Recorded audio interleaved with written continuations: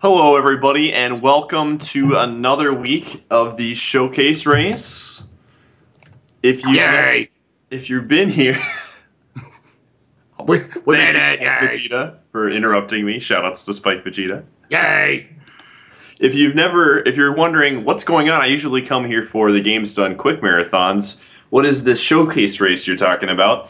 My name is Iateyourpie, and what the showcase race is, it's a twice-a-month race where we take games from all across the speedrunning community and we showcase them on this channel. This week we have a great game. We've got Donkey Kong Country Tropical Freeze for the Wii U being showcased this week with 4 racers. That's right, not 1, not 2, not 3, but 4 racers going on today. And with me I have 2 great commentators. I've got the Spikevegeta and the Ghoul. How's it going, guys? Going good. Hi everybody, I'm Ghoul, and I'm sure Spikevegeta probably needs less introduction than myself. Hi! Spikevegeta is the annoying one, as you can tell. Hey! I'm just kidding. And as we're getting this race ready to go, can you guys tell us a little bit about yourselves? You know, how long you've been running the game, and then just a little bit about the game that we're going to be watching today. Yeah, I guess I'll go ahead and start out. I was kind of the Enkaybee, who's in the race, lovingly calls me the pioneer of this game. I had a history of running Donkey Kong Country Returns. I actually ran it at SGDQ 2013. So once this game was announced, I already had the automatic idea. I'm probably going to run this game. It's got, you know, very similar physics to Donkey Kong Country Returns, original for the Wii, released back in 2010. So when this came out February, I believe it was 13th last year, in Japan, started seeing people, you know, trying to keep away from watching the streams, the various streams that people were having of it. Eventually came out on the 21st in America and loved this game from the start. I think it's everything Returns needed to be and more. We'll get into a lot of the specifics of how it is such a solid speed game to run for, you know, obviously we have a huge community who's all jumped in on this, but yeah, we'll save that for once we get there. But yeah, been around since February 21st of last year when it was released. And oh, it's March 21st. Yeah, it's been exactly 13 months. And yeah, it's been a really fun journey watching this time and watching everybody's PBs get better the last 13 months. All right. And how about you, Ghoul? Yeah, I had a pretty similar story. I took a bit longer to get into the game because I spent a lot more time kind of playing it casually, really trying to enjoy, because Retro built a really good platformer. Not just as a speed game, but there's so many little nooks and crannies and little details in this game that you miss when you play through it fast almost. So I wanted to make sure I really experienced everything the game had to offer. So I 200%ed it and everything before actually doing anything with speed gaming in it. So once I did that, I worked on it or in the 80% route, and it's been, you know, just a blast ever since. The community's grown. It's gotten so much better. These guys are all really, really good at this game. Yeah. So, I don't know, do we want to explain a little bit about each of the racers, or we want to explain that once we get into the race? Because I know people are itching to get this sucker started. Yeah, do a quick summary of the 4 racers that are doing in the colored boxes that we have going on right now. Real fast. Yeah, bottom left corner, Michael Goldfish, world record holder of this game. The AGDQ run, you guys probably, if you guys have seen a Tropical Freeze run, this is probably the guy you've seen if he wasn't Spikevegeta. He is, without a doubt, probably the best in the world. There's maybe 2 of the people that could even lay a claim on it, but it's not really that close. You have above him, you have NotSoNewby, who's one of the other older runners of the game. He's done it basically since Spike did it. He's gotten a lot better since he started. He's now, I believe, 5th on the leaderboards. He's also one of the guys that's really starting to push 100% in this game, which is a very different category. We'll get into that a bit later. You have Enkaybee in the top right, who is any percent specialist. He is, I believe, 4th right now. Yes. Yeah, he's another incredible runner. We'll get into what makes him a bit different, I think, as the race goes. You have Jock MS on the bottom right. He's a Swedish runner.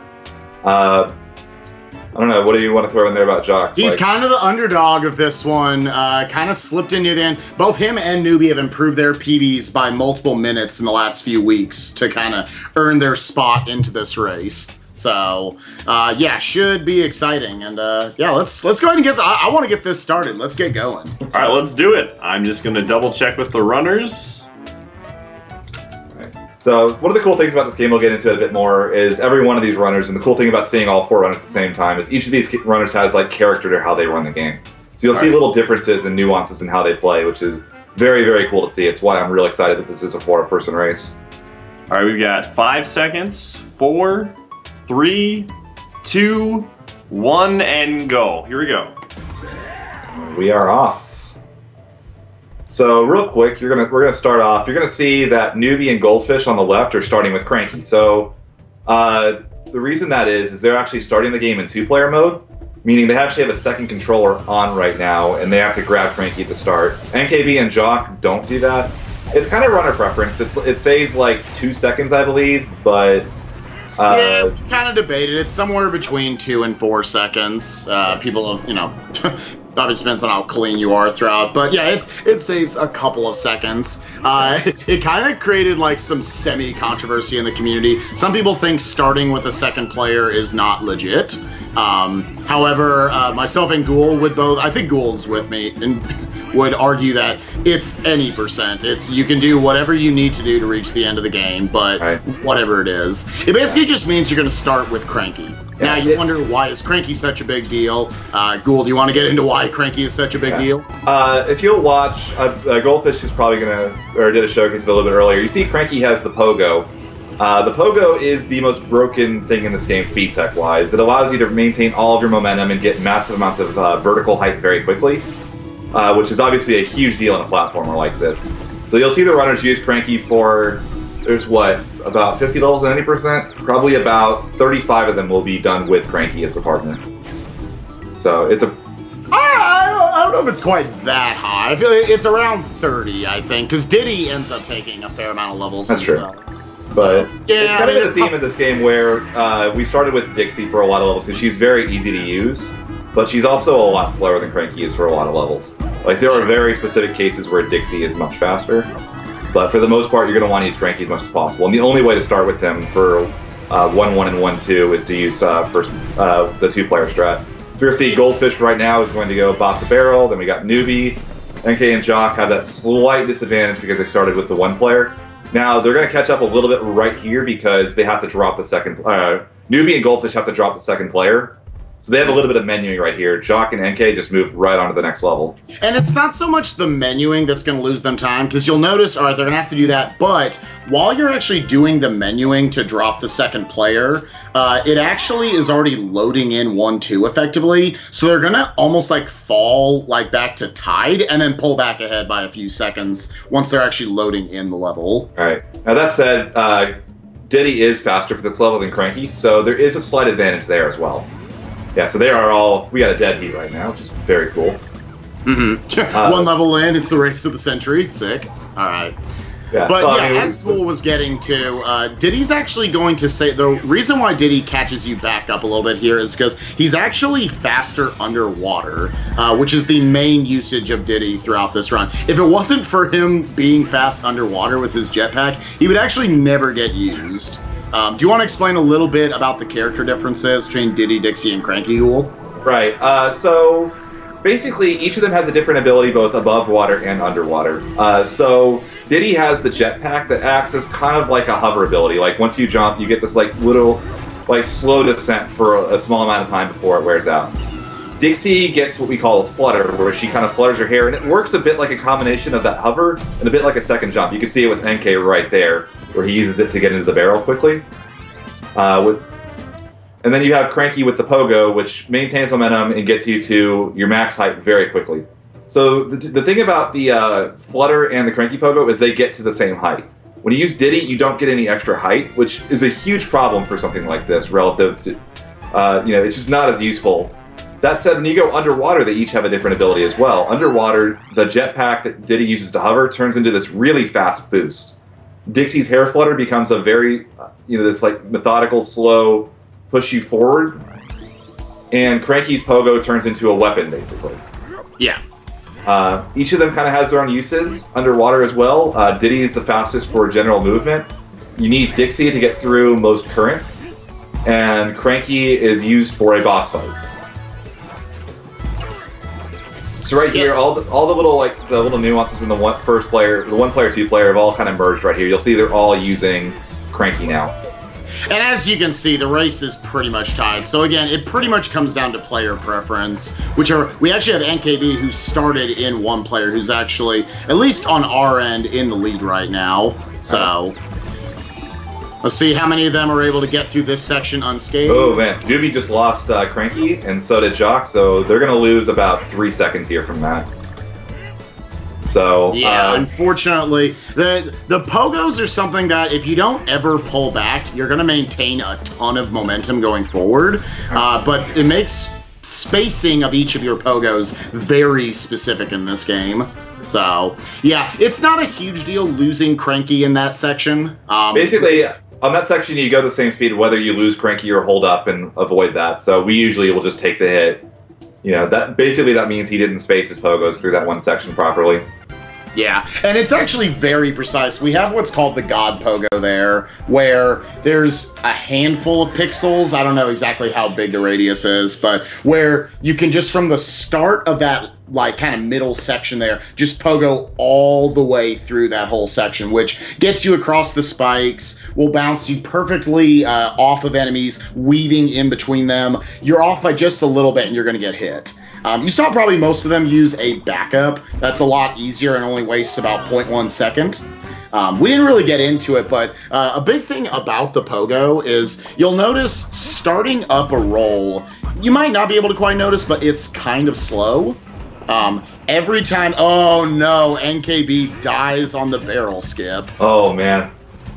It's not the costliest death, it's only about a 10 to 15 second death. But yeah.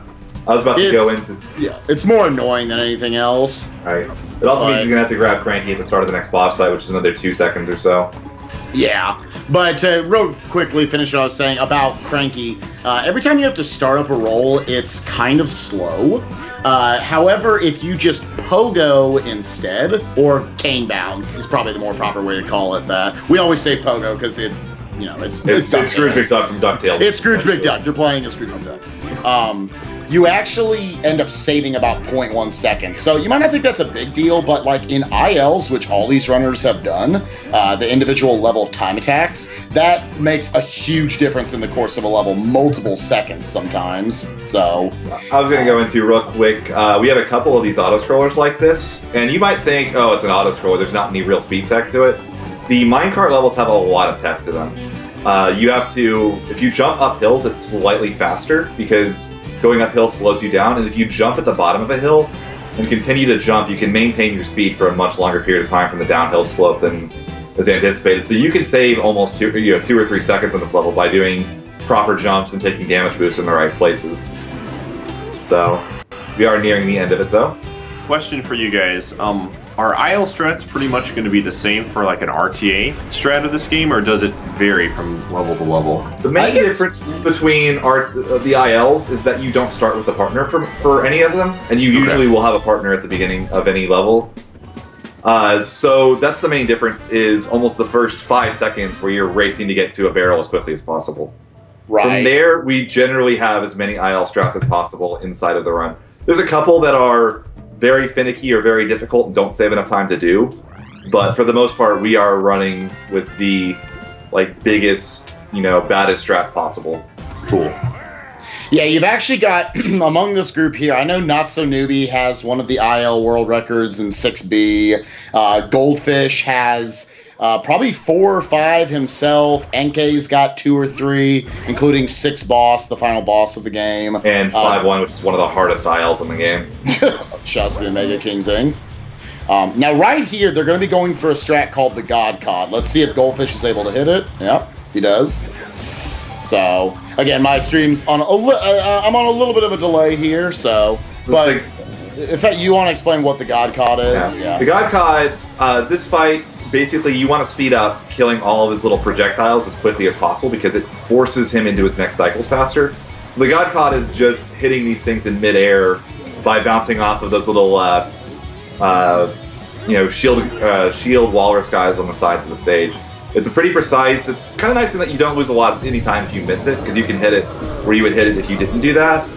But it's a fancy little strat that saves just a little bit of time, but that little bit of time is what you really need in this game. It's something that, again, you probably don't ever go into unless you actually IL this game, which, again, for any of you who don't know, it stands for individual level. This game has a built-in time attack feature. Oof, I got a little scared there that Goldfish might have got hit a little too early, but yeah. The biggest thing that you need to keep track of in this level is if anybody loses Cranky during this fight, which can happen, then it's going to be bad news bears for the next few levels, because at the start of World 2, they force Dixie upon you, which casually is good, but in a speedrun setting is very, very bad. So real quick, we got Goldfish going for early fat ass number 2, which he does get. That's basically the best version of the, like, it's a kind of a modified version of the God Cod almost. We got Jock doing it right here as well. I think that's a bit early for Jock. He might not get this. Yeah, he's early. So he is early. I was gonna say, you can actually be pretty early. Oh, wow, yeah, that was way too early. NK just got it. And Goldfish is through the boss fight.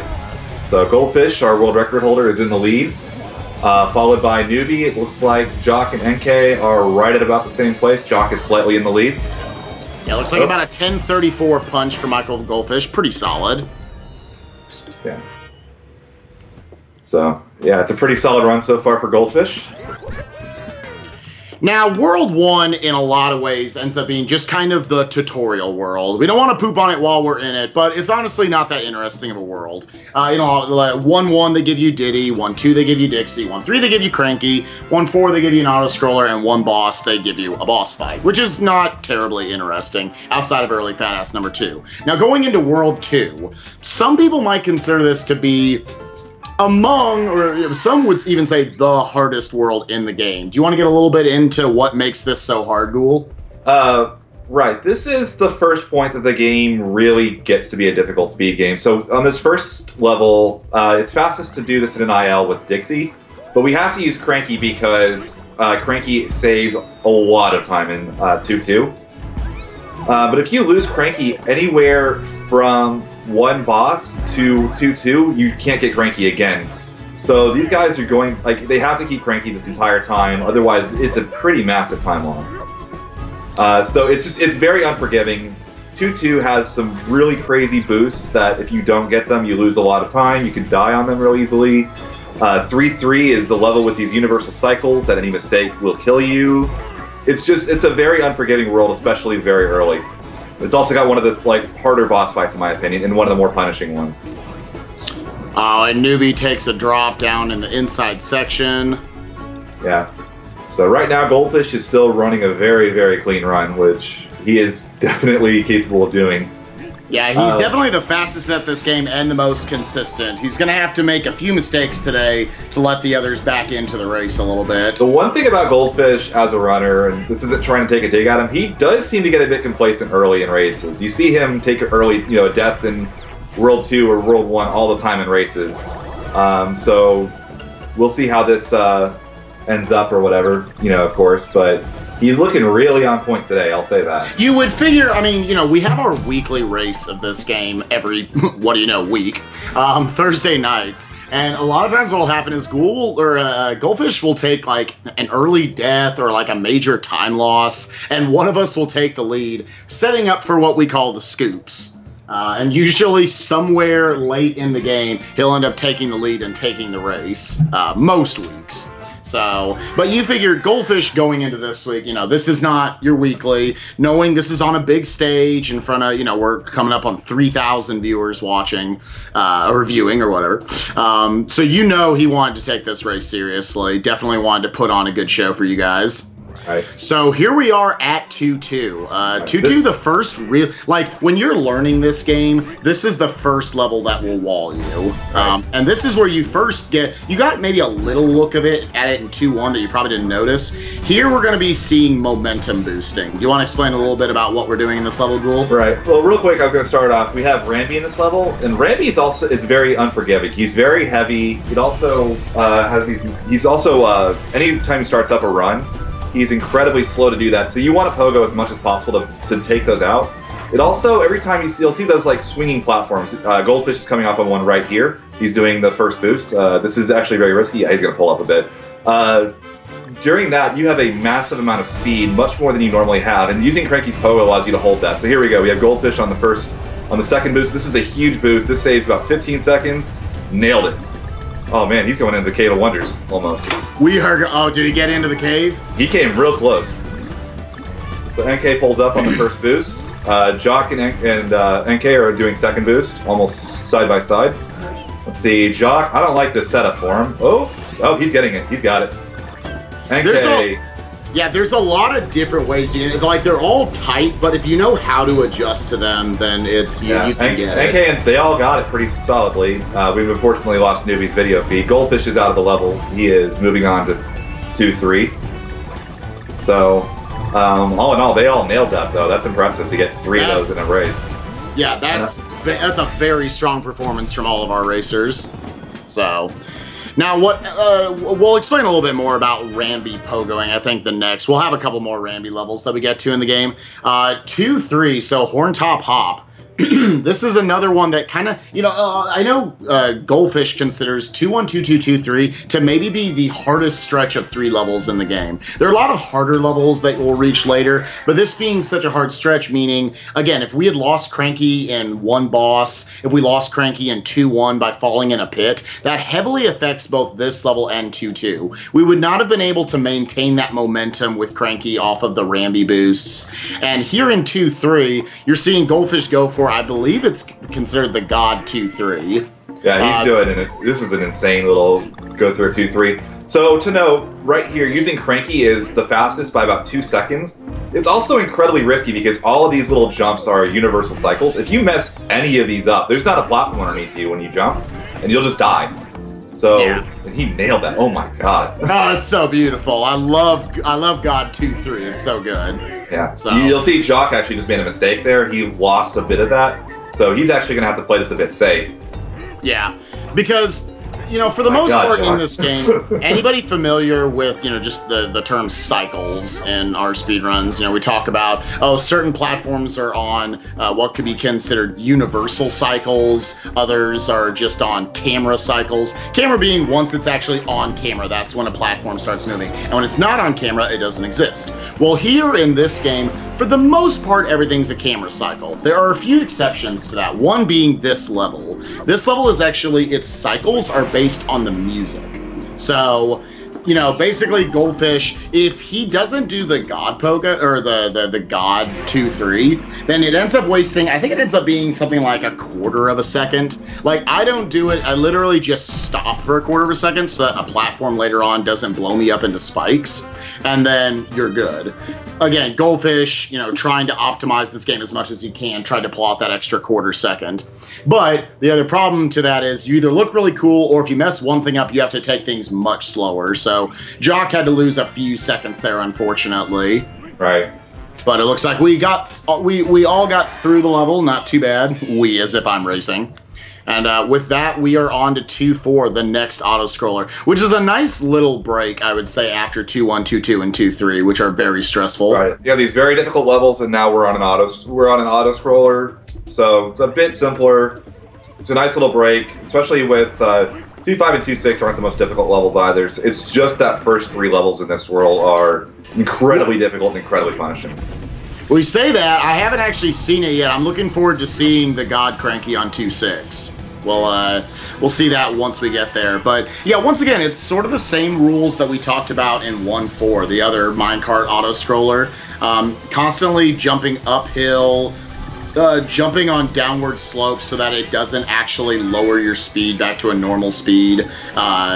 Yeah, there's actually a lot of little movement tech, I guess you could call it, here in this level. So yeah, like you'll see Goldfish taking that damage boost right there. That's actually really risky. It saves very little time, and the problem with the log flume section is if you're underwater, you can't jump. So you're like locked in once you go underwater. Mm-hmm. So it's really scary to do that. So props to him, Machine. That's a little in-joke in the community, where every time there's that little machine that turns them back into the minecart, we always call that out in our races. Yeah, sub-19 machine, yeah. Anything sub-1905 is a really good machine, so Goldfish on a very good run, possibly even PB pace right now. So, You know, we talked about it going into this. Goldfish is going to have kind of a tougher run in order to let the other runners into it. Let's go ahead and take a moment here since we're about to go into 2-5. Nothing too much to say about the level outside of you're finally going to see Dixie. Should we talk a little bit about each of the runners and kind of their own? Yeah, I was going to say, let's talk about the keys to victory for each of the runners a little bit and see what each of them has to do to win this race. Sure. So, what are the keys to victory for Goldfish, you think?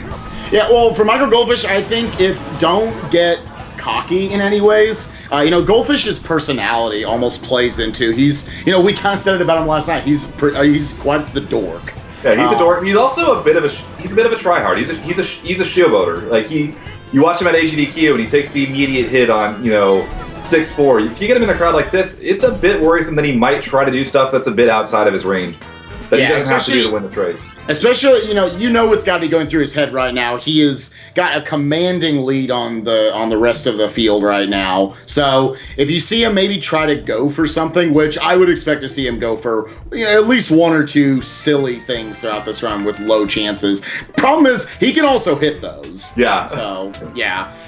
His consistency the last few days in preparing for this has been scary to watch. So, yeah, I would say it's just, if I'm a coach for Micro Goldfish, I tell him, don't do anything stupid. If you want this win, you can have it. Just don't make any mistakes. Oh, and he actually makes his first real mistake of the run, almost, overshooting that platform there with Dixie, but is able to recover. The one nice thing about Dixie that we didn't really get into, like, casually, she's the best Kong. Yeah. Because, as I like to explain, she's the ultimate oops negator. Yeah, she's an eraser. If you jump a little too far, or you miss a jump a little bit, you just throw that little flutter in there, and you're fine.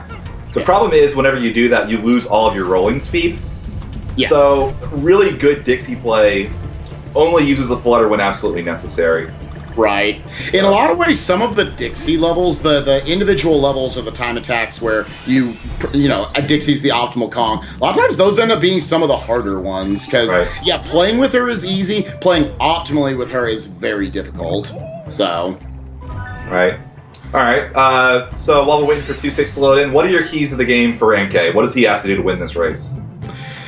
For NK, already had a death. The thing about NK, I would describe him as is he is the most conservative player in the community, of the top flight of players. Right. There's lots of strats. He's insisted on trying to cut mine and Moomoo's tied #2 time and get the 132, the kind of fabled 132, which Goldfish is the only one who has one, just by grinding away attempts, not actually learning a lot of the newer strats. And I don't think that's really worked out for him recently. It's kind of forcing him to almost play perfect.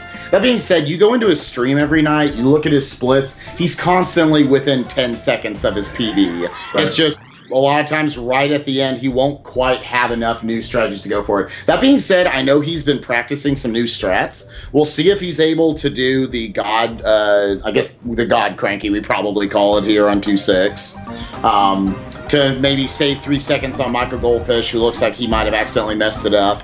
But yeah, we'll see. NK I think also just needs to play consistently, and a part of him I think with the strategies he uses is you almost gotta hope Goldfish makes a mistake and then you can capitalize on it. I was gonna say the one key that NK has for this is that he is very good at the final boss. Yes. So if it is tight at the end, I would favor NK because of that little itty-bitty boost he has at the end. And I almost, I wouldn't even call it an itty-bitty. We were in a weekly last week with NK where I was ahead of him by about 10 seconds. He knows how to do, I think I was ahead by 5 seconds. And he knows how to do the final boss correctly. Oh, looks like Goldfish does get the God Cranky, actually.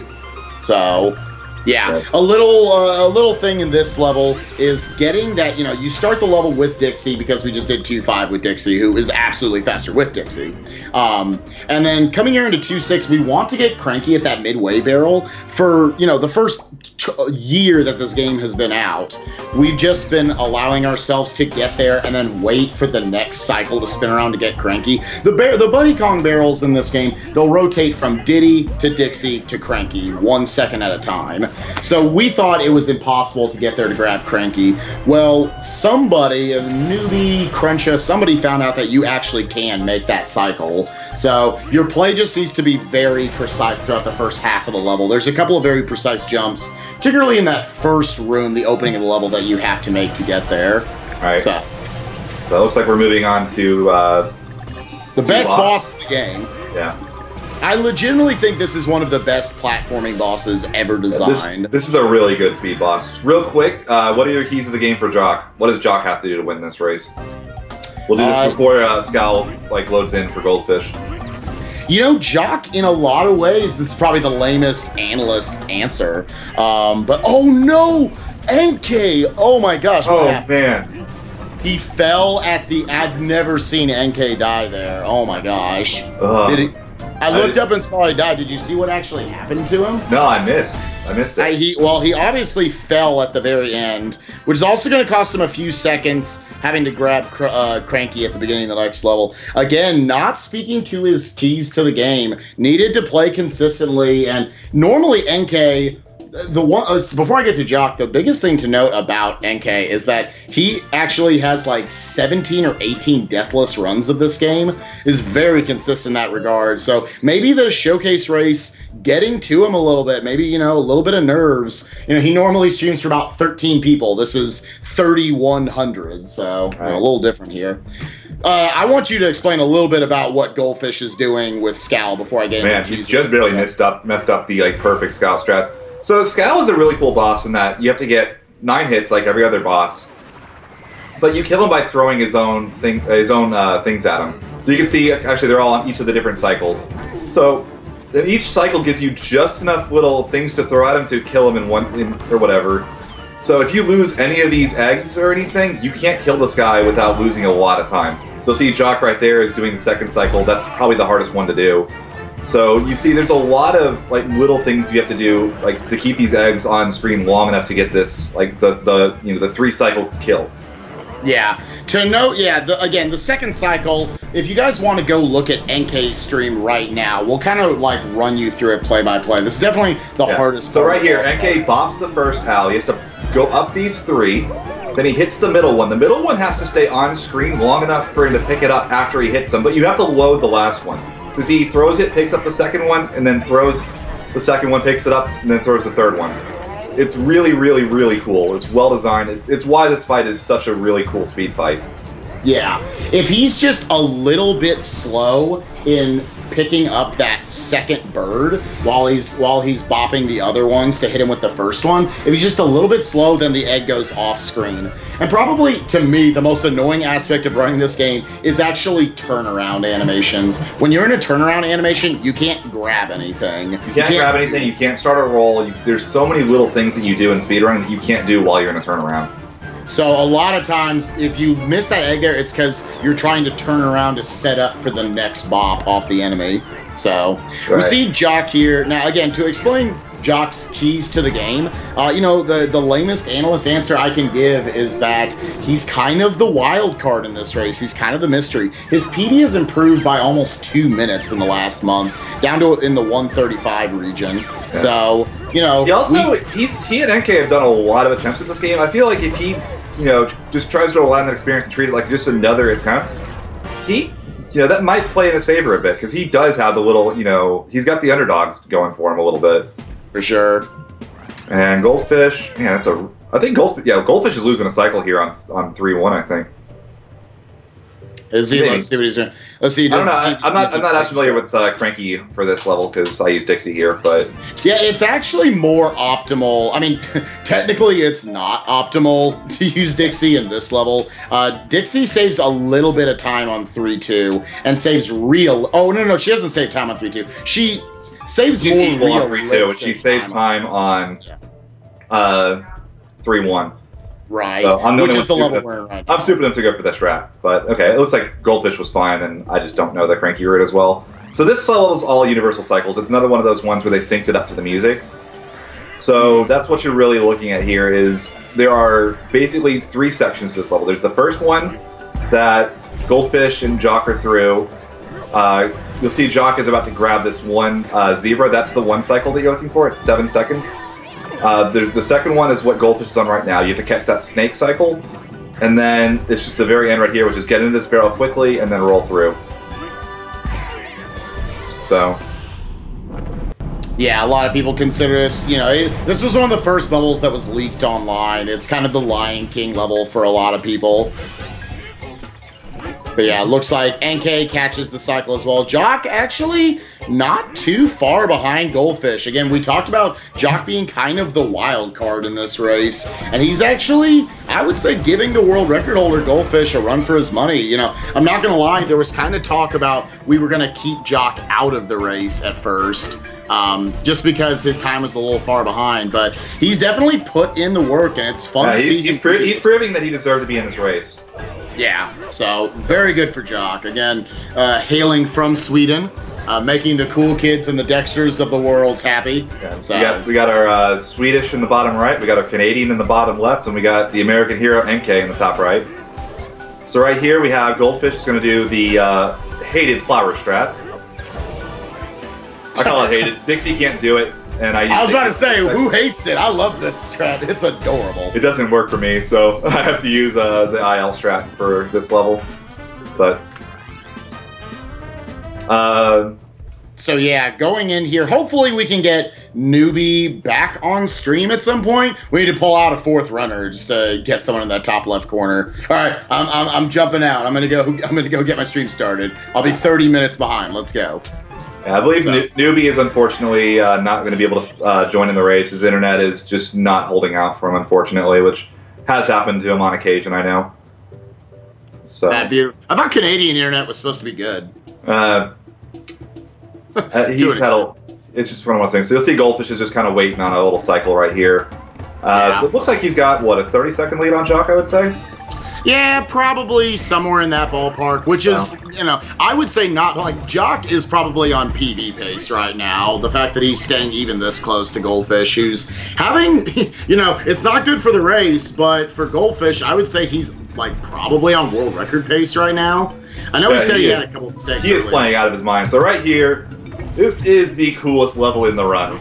You're going to want to watch Goldfish's stream and not want to look away during this. Yeah, please watch Goldfish's stream for this. This is called the Do-Si-Do, which Newbie actually invented this strat. Yeah, this strat makes no sense. So what's going to happen is, I'll explain it real quick. He's going to go into one of these tornadoes, and then it's going to throw him out really fast, and he's going to keep that speed the entire level. We don't know why it does that, but it works, and Goldfish is about the only person consistent enough to do this real time. Here we go. We got the speed boost. Oh, he got hit right there. He's still got the speed, though.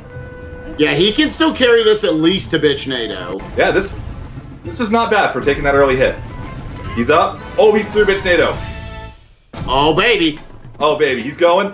Oh, he bought the out. Oh, wow. That's scary. Oh, baby. Still going for it. I would have pulled him back to the landing box. We tried for that at AGDQ about 10 times, I believe, and he couldn't nail it. Oh, you can do it! I didn't even know you could. Oh my gosh! Nailed, absolutely nailed, ladies and gentlemen. That's one of the biggest plays I've ever seen. Goldfish, unbelievable play under pressure. That is incredible. I think I've gotten that one time ever. Yeah, nailing it in a race like this. That is just. Oh my god. I thought once he took the early hit, he had to pull up in that last section. So that saves 15 seconds and is like, it's so much more than the 15 seconds. That was an absolutely unbelievable I can't believe he got that. That is... Like, it really does make the rest of us in the community look bad, but it's unbelievable that he is that consistent. So you can get like 6 different speeds out of that first tornado. Any of those pogos can be different heights. He has to adjust for the speed he is, where he hits. He hit that one owl that, like, I thought he was dead even, like, lost, you know, was going to lose all the time he was going to save. He just, like, he wanted that, and he got it. Oh my god. Yeah, that was pretty powerful. So that is a statement right there. That is a come at me bros moment from Michael Goldfish. Something to point out, last showcase race we had a world record happen live in Spiral 120%. So you guys are saying there's a chance we could have back-to-back world records on the showcase race? This is world record pace. There's no way this isn't. What is the best time right now in this game? 132.16, I believe, is the record by Michael Goldfish. I believe that is correct. It was actually just set yesterday. So, that's a huge thing. We always talk about it in the community of, I wouldn't want to be, having to get world record after I just nailed Do-Si-Do. So it kind of, from here, yeah, there's nothing in the game that's going to be as hard as what he just did. But going from here, trying to not choke essentially for the next hour, like, we just talked about, it's 132. It's a very long speed run. This being the any % category, so very long. It's very difficult. So nailing that and then having to do another hour of platforming is a tall order to say the least. Thankfully, you get a break here with a couple of levels. 3-4, Scorching Torch, the level you're seeing Jock and NK on right now. Very simple level, just lots of, jump here, bop off of this, bop off of that. It's a pretty cool looking level. It's a lot of fun to learn. It's not nearly as difficult. Do-Si-Do, how long did you learn that before you even got to Bitchnado? It took me 8 hours of practice to get it the first time. So, and I've hit 3 total times. It's I've gotten it like once in about 4 hours of practice. That's just incredible. Yeah. So, and right here, as Goldfish goes into 3-5, they're back at the beginning of 3-5. You might have noticed he had to wait for Cranky. There actually is, we have the same titles for everything. There is a God Cranky cycle you can actually grab at the beginning of this level, but it's nearly frame perfect. And if you mess it up, you have to kill yourself. Yeah. So. Because as the Buddy Com Barrel cycle, as it spins, it goes from Diddy to Dixie to Cranky. You're actually going to be taking the secret level in this world, or the secret exit, which is the first secret exit of 3 that you're going to see, or of 4 that you're going to see in this run. It ends up ending this auto-scroller about halfway through, which is nice, and also sends us to the fastest out of 3 possible levels you could go to. So it works out good, across the board time-wise. Right. The problem is only Cranky and Dixie can access it because you need to be able to gain height, which they're the only 2 that can do that. So if you miss the end of the Cranky cycle, it rotates to Diddy, who can't get up there. Yeah. So you end up wasting, what does it end up being? Probably somewhere in the ballpark of 15 to 20 seconds. It takes a while to kill yourself, because you have to take 4 hearts of damage, go through a bunch. The best thing to do is jump into the barrel and just let yourself hit the ground twice. Oh, even that takes a while. You can reduce it to 2 hearts. Yeah. Even so, it's the only time you could ever go for it is 100% because you do this level 3 times and you just kind of try for it. Yeah, for sure. So anybody that might just be joining the stream, Newbie, unfortunately, his internet is dead and will not be able to rejoin the race. We will have him at the end to kind of talk to, but unfortunately, our 4-man race is down to 3. Yeah. So here going into, I forget what we lovingly call it, some people in the community, it's Cramble more than Bramble Scramble. A little different than you would expect from Bramble Scramble, obviously, from Donkey Kong Country 2. I always bring this up, interesting choice, they're actually not using Sticker Brush Symphony, which is fine because, I don't know, I don't personally think the modern Sticker Brush Symphony is actually as good as the original, but... yeah, going into this level, very fun level to learn, very fun level to watch done well. I wouldn't say it probably looks a lot harder than it actually is. Again, kind of like 3-4, a lot of death-defying jumps over pits and everything. I think I still have IL world record for this, or has that changed? I actually don't know. I am not 100% sure. I haven't looked at it in a while. So I would say sitting at like 48, 44, 47, 44, so one of those, I forget what it is. It's, I'll brag about it. It's pretty cool. It's a pretty fun little level. Unfortunately, it looks like we're having some issues with Goldfish's stream as well right now. Yeah, he's... Whoa. Dude, shoutouts to Canadian internet. Yeah, apparently Canada doesn't really like the showcase race.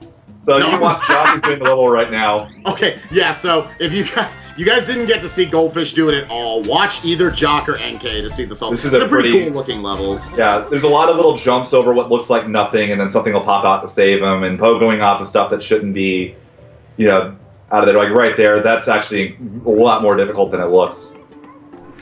So, yeah, this is looking like a really clean scramble for Jock. Yeah, Jock definitely proving us wrong that, he didn't deserve a spot in this race. So, again, major props. This is looking, as commentators curse. Commentators curse. Whoops. Learned enough of that from March Madness this year. So, okay, Ghoul, I gotta ask you, do you want to see a world record or do you want to see a good race? Because this is a point to worry about. This is the biggest point of RNG in the entire run, is where Micro Goldfish is at right now. So these guys are kind of dicks. They can, right here, the section Goldfish is on, they can either come down to where you can hit him or they cannot, and that's hittable. Oh, he got him! Oh, okay. I thought you were gonna say he lost Cranky or something. Oh no, the guy was. Oh, he got him on the. Oh, okay. I see. That's a nice little save right there. These guys can just dislike you. Oh man, that's beautiful. Yeah, so that was, actually a really good second phase for Goldfish. Again, like the other bosses, these, you end up having to hit these guys 9 total times. It's a little less straightforward here because you see, as you hit each of the baboons, they start to change in color. Each of the baboons has their own hit points. Each of them has 3. Once you move on to the next cycle, oh, he missed the Kobe. Each of those hits or whatever, like, each of them has 3 health. Once you kill them, they all reset their health. So the goal is basically to kill one of them as quickly as possible and then kill the next one as quickly as possible. So you'll see, like, he's going to hit this guy and he's going to turn a little bit lighter. Oh, wow, that's another hit right there. He should be fine. It doesn't matter if he takes another hit here or not because it's the same speed at the beginning of the next level. Might make it a bit interesting, but he'll be fine. Yeah, I think he'll just go for it. Yeah, he just took the hit anyway. Yeah, so. It literally, like, as long as your solo Bill Mickelson is good, then you're fine. Yeah. So it's the same speed regardless, because you have to catch a Diddy cycle in the beginning of this next level. But yeah, to explain like kind of what the RNG was of that boss, and you're seeing NK in the second phase right now, they basically determine how much time they can waste up to 15 seconds in this fight if they decide to just not come down the pole at all, which they are not doing for NK, it looks like back there. Yeah. So they're really not being very nice to any racer. We joke, we call it Reenie luck whenever they go all the way to the bottom, make it real easy for you. Right. So yeah, again, your main goal in that second phase, again, you want to hit one baboon 3 times. There's a couple of different options you can play. Sometimes if both come down pretty far, then you can just get rid of both of them. Sometimes if only one comes down, you'll kill one, you'll wait for it to come back. The other one might throw you a green bomb, which you can then grab and throw at him and blow him up, get rid of 2 hit points, pushing them to the next part of the second phase, and then you can hit them again and get into the final phase. So right there, you see Goldfish doing the Diddy cycle that caught the save of the time. Oh, that's a bad hit to take. Ooh, probably going to lose 6 seconds here to that. Again, he's got a lead, so it's not a big deal, but yeah, it looks like just lost control of his character underwater there for a second. The one thing about Diddy is he's very fast underwater, but he's also slightly difficult to control. Looks like Jock missed the Phil Mickelson as well.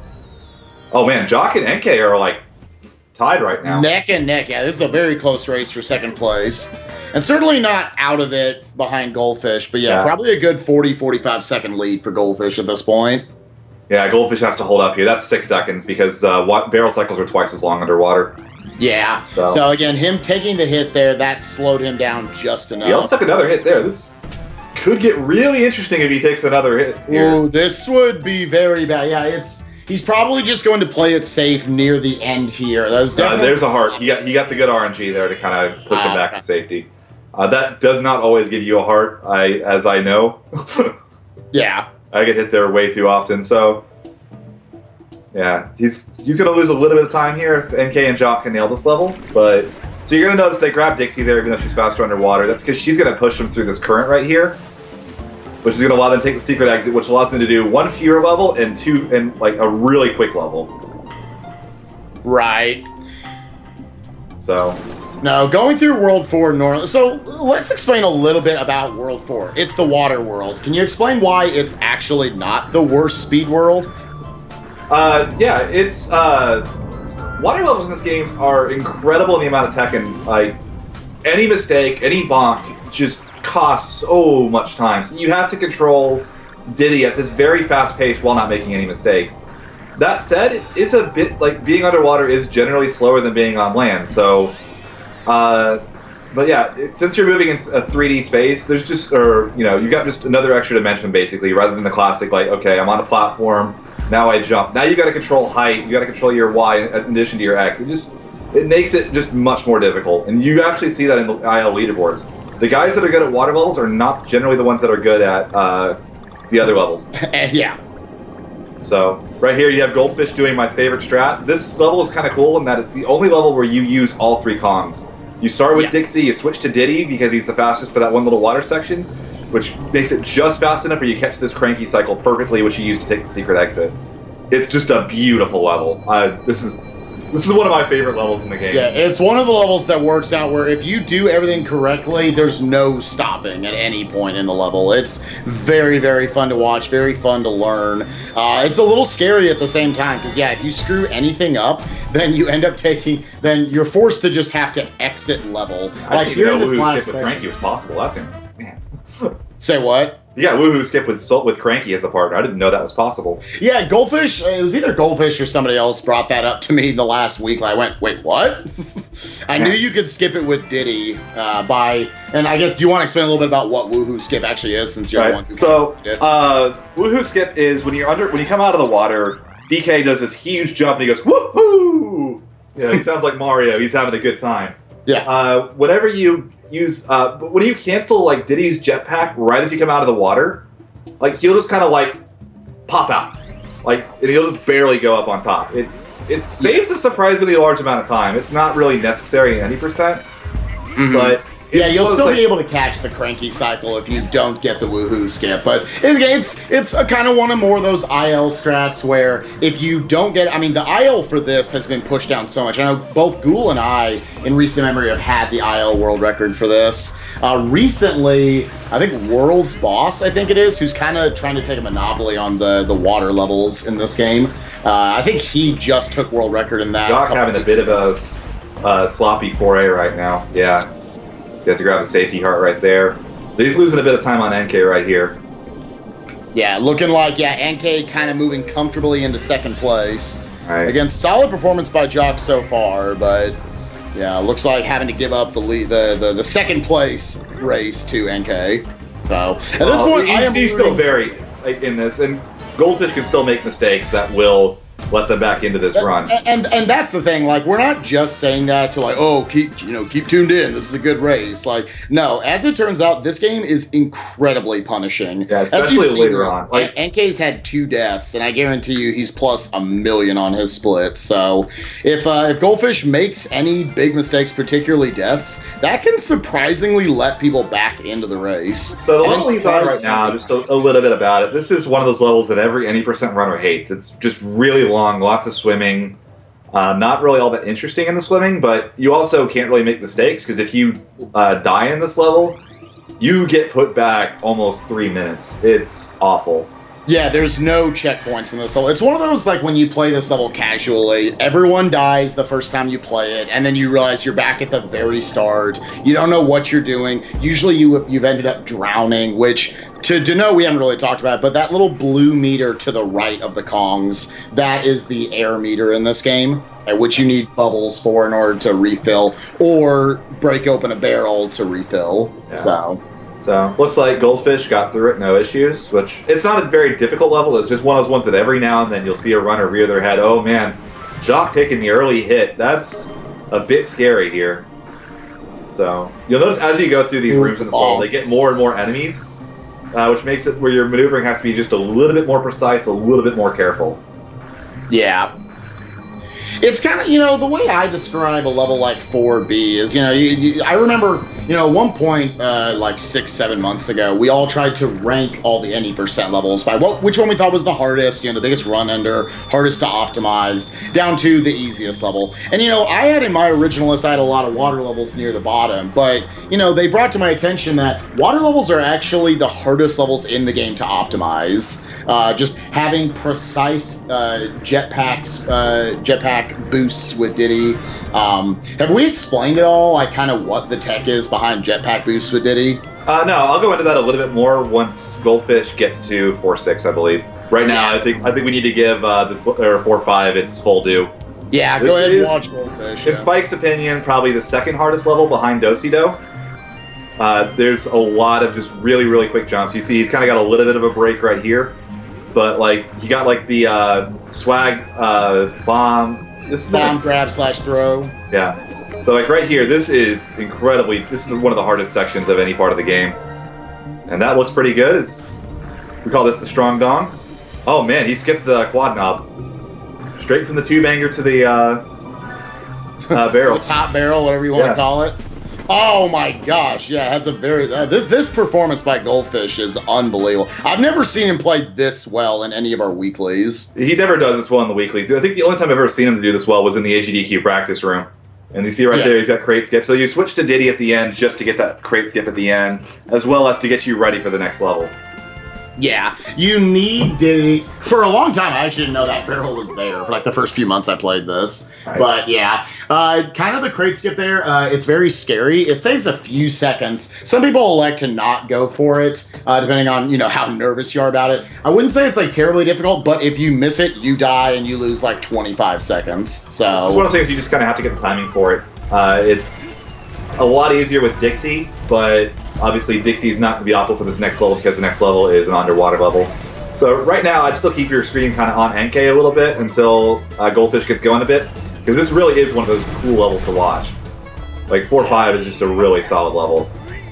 So anyways, back, Goldfish now is underwater. So the thing with underwater with the jetpack is you kind of like, you do a full push and then you kind of cancel it with the the button that uses the jetpack. Well, let's watch the NK through that section. Took the hit though, so that's going to be a little bit slow. I don't know if he's going to be able to skip any of the... yeah, he's just going to take it easy. Yeah, this is an opportunity for Jock to catch back up to second place right now. Right. So anyways, underwater with the jetpack, you're going to try to... You basically push with the jetpack, cancel it, and then do it again. And it's kind of precise, and you can get it in a cycle where you're just like constantly canceling and never really jetpacking. So it takes a lot of practice to just kind of get your underwater stuff down. Man, Goldfish keeping Diddy through the spike ball section of 4-6. That is a disturbingly difficult section. Yeah. Basically, if you ever bonk on that section or like hit a wall or take an extra hit, you don't have enough speed or time to get through that section without losing Diddy. So you have to be legitimately perfect through that section. So that's wow. Yeah, Goldfish making the rest of the community look bad, just nailing everything across the board. Pretty much just had a sloppy 4-1, and outside of that, again, a very, very strong run to this point. This is incredible. Yeah, this is another one of those levels where if you do everything perfectly, you never stop in this level. There's never any waiting for cycles, whether it be for barrels, for, you know, platforms, enemy cycles. Nothing. I will say that most runners do wait. Yeah. So just to note, that is not a common occurrence. You have to play. It's very easy to lose 7 seconds in this level because you have to wait for one of the buddy con barrels. But with that, Goldfish keeps Diddy all the way through a perfect 4-6. NK here at the start of 4-6 himself. Hopefully can catch up a little bit. Jock starting it as well. About 15 seconds behind or so. So why don't you go into a little bit about the Fugu, the water boss, while Goldfish is loading in. So yeah, this boss was, anybody who played this game casually, this is one of the most annoying parts of the entire video game. What you're normally expected to do is you have to hit him on the backside, and you usually have to wait for him to well expose himself for you to do that. However, by choosing Cranky, because Cranky is the god of this game, you can actually sort of maneuver yourself right to below him, and then start right there, as you can see with the cane. For whatever reason, the cane just reaches out a lot further than it actually looks like, and you're able to get in 3 quick. Like normally, this boss is supposed to take over 3 minutes. We can do it in about 40 seconds. Man, Goldfish even getting the good RNG. Oh, he's gonna lose Cranky here. No, he's not. Well, he's gonna lose him since he's not gonna get the RNG heart drop. But he kept him for 2 cycles. That's pretty nice. Yeah. So, to note, we used to go to the shop specifically for this fight. If this fight wasn't nice on RNG, we thought it wasn't possible. Not too long ago, it was discovered that if you are solo DK and you have a heart of damage, he will almost always give you a heart. It's like a 99% drop. But we get the 1% way too often. Yeah, so see, it's definitely a scary thing to go for. I've seen it 3 or 4 times myself where he just doesn't give you a heart. But yeah, Goldfish getting, you know, good enough RNG there. You might think, is it a big deal that he lost Cranky there? I always want to say Cruncha, that he loses Cranky there. But it's actually not a big deal. You basically just have to change your roll spacing at the beginning of 5-1 here, because you actually want to swap over to Dixie in the middle of this, on the first barrel here, and then switch back to Cranky on the next barrel here. Right. So, yeah, with that, welcome to World 5. Right, so World 5 and World 6 are where Goldfish really starts to take off almost. Yeah. You know, we talked about, you know, Goldfish usually takes these early deaths and then catches up at the end. This is normally where he does it. He's just much faster and more consistent at these levels than just about anyone else in the world. Right. So it's also one where maybe his cockiness can get to him a little bit. Again, playing strong so far, but we'll see what happens. Takes an early hit there from the enemy. Probably going to cost him 3 seconds at the next Cranky barrel. He's not going to. Oh, he went. Oh my God. Did he get it? He went for it and got it. Oh my God. I think he got it like literally 2 frames away. That's the only way he could have done that, was to get the swag grab like that. That's. Oh, and unfortunately, NK taking a death on Fugu. Looks like Fugu was not as kind to him, and NK was not as clean with taking him out. So it looks like that's going to allow a semi-scoops here by Jock. Looks like Jock isn't looking terribly clean. He's got it now. He was a little bit shaky with this setup for the second cycle a bit. But, man, Goldfish just being a tryhard right now and just doing everything. You know, some of him has to know he's in the lead right now, so he's going to go for everything. We've been wanting to do that race for a while in the community, the go for everything race. But yeah, Jock, unfortunately, had to lose Cranky back there, but it looks like he's got through with Cranky on on the second try. Okay, good. So those two are in a dead heat, but I don't think anybody could have kept up with Goldfish the way he's playing right now, though. No, very. I don't think Moo Moo or Cruncha or anybody has a chance. When he's on like this, it's a one-man race. I'll say, is this 58 5-2 pace? This is 58 5-2 pace. That's ridiculous. I just want to like how ridiculous that actually is. For a while there, the time we shot for was sub 1 hour. And he's on sub 59 pace. Like sub 59.30 was quote unquote a god run. So apparently we talked about it. How scary is it going to be when Goldfish actually practices this game? When he actually sits down and he sets world records in this game and races all the time, because that's about the only time he really sits down and does attempts. Yeah, so Goldfish, for any of you who don't know, actually, his background is actually in Yoshi's Story, any%, and I think that's his only other speed game before this, is that right? Yeah, it was his only other speed game, and it's funny talking to him about it, because Yoshi's Story, any% is about a 13-minute run. And, oh man, Jock dying right there at the end of 5-1. This race between, it's much more common to see everyone going back and forth dying, honestly, in this game. As again, like I've had 4 or 5 deathless runs. Goldfish has had probably 3 or 4 himself. NK's got 17. Not showing necessarily today. But yeah, it's much more common to see like, oh, you died, I died, you died, and like kind of going back and forth because we're going for the fastest strats, and a lot of them are very close to death. But I don't know Goldfish kind of fighting against that. I don't know if we mentioned it, but the reason we're not really talking about Goldfish right now is he is on a rocket barrel section. You can't speed these up at all. It's just get in the barrel and get to the end of the level. There's not really anything going on over there. Yeah, as a returns runner, you know, one of the biggest complaints about running Donkey Kong Country Returns, the prequel to this, I guess you could say, the first game of this newer retro Donkey Kong Country series, was that there were tons of auto-scrollers. Even in the any% route, there were like 10 auto-scrollers. They thankfully reduced that to 5 in this game. You got 2 minecart levels, which again have their amount of tech to them, and you got these rocket barrel levels, which casually people hate. People despise these levels. I think they like them. They're just really hard for people casually. Right. They're kind of fun casually. Like, oh man, you know, like right now you got Penguinji on the mech over there, you know, having a fun time knocking over stuff, getting in your way. Like it's pretty fun casually. I think people just recognize they're very difficult. Right. It's all controlled with one button. If you hold the A button, then you shoot up in the air. If you start to let go of it, you start to dip down. So the best way to do it is to just kind of pump your way to the end. But yeah. And as we see, NK and Jock both staying still relatively close. It looks like NK took the lead there on 5-1. Jock with a very rough 5-1. And this is kind of what I expected to see. I saw, you know, a lot of runners in this game. They're very solid at the first 4 worlds of the game. And they get to 5-1 is the level that starts to really knock people down a peg if they make a mistake on it. It's also very punishing depending on where you die in that level. Because there are a lot of points where you can die where the checkpoint is 30 seconds back. There's other ones where you can't get a Kong barrel, particularly at the end, and you can see people just death cycle for 2 minutes on it if things go wrong.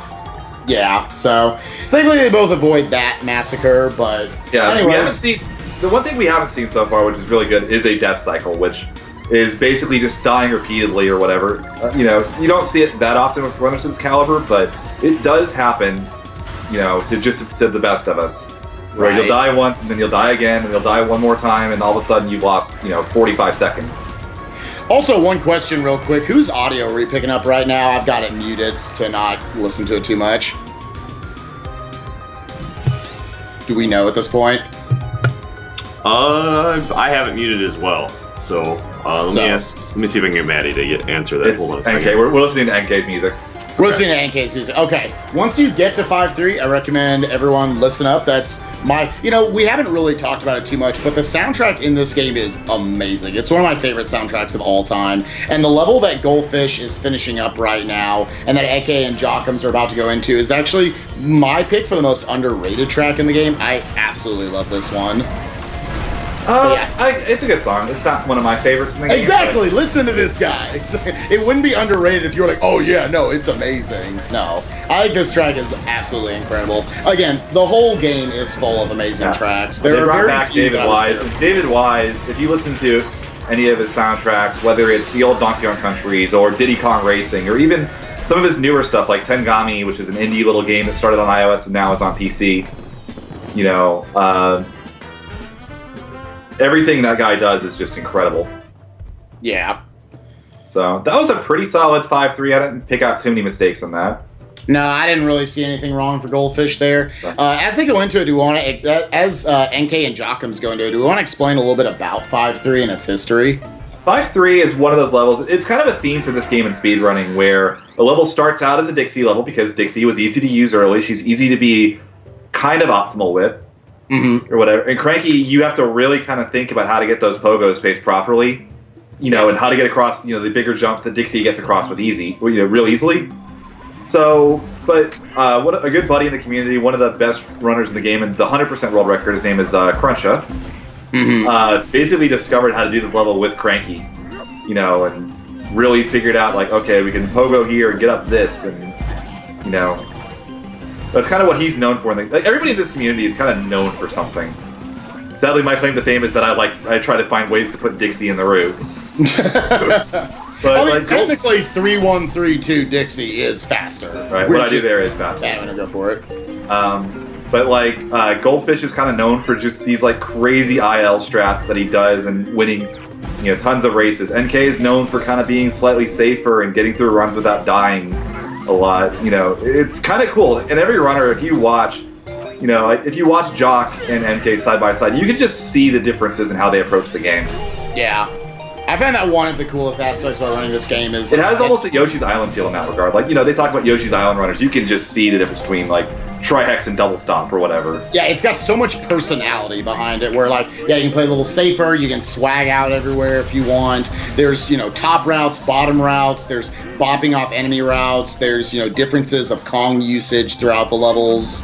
So, yeah. Goldfish is just dominating 4-4 here. That little section right there, if he had to keep Diddy this entire level. If he loses Diddy, he has to do, you know, take what we call the Jamboree, which is an alternate level route that loses about 30 seconds. But if you lose Diddy, and he is just like saying, "Nah, I got this."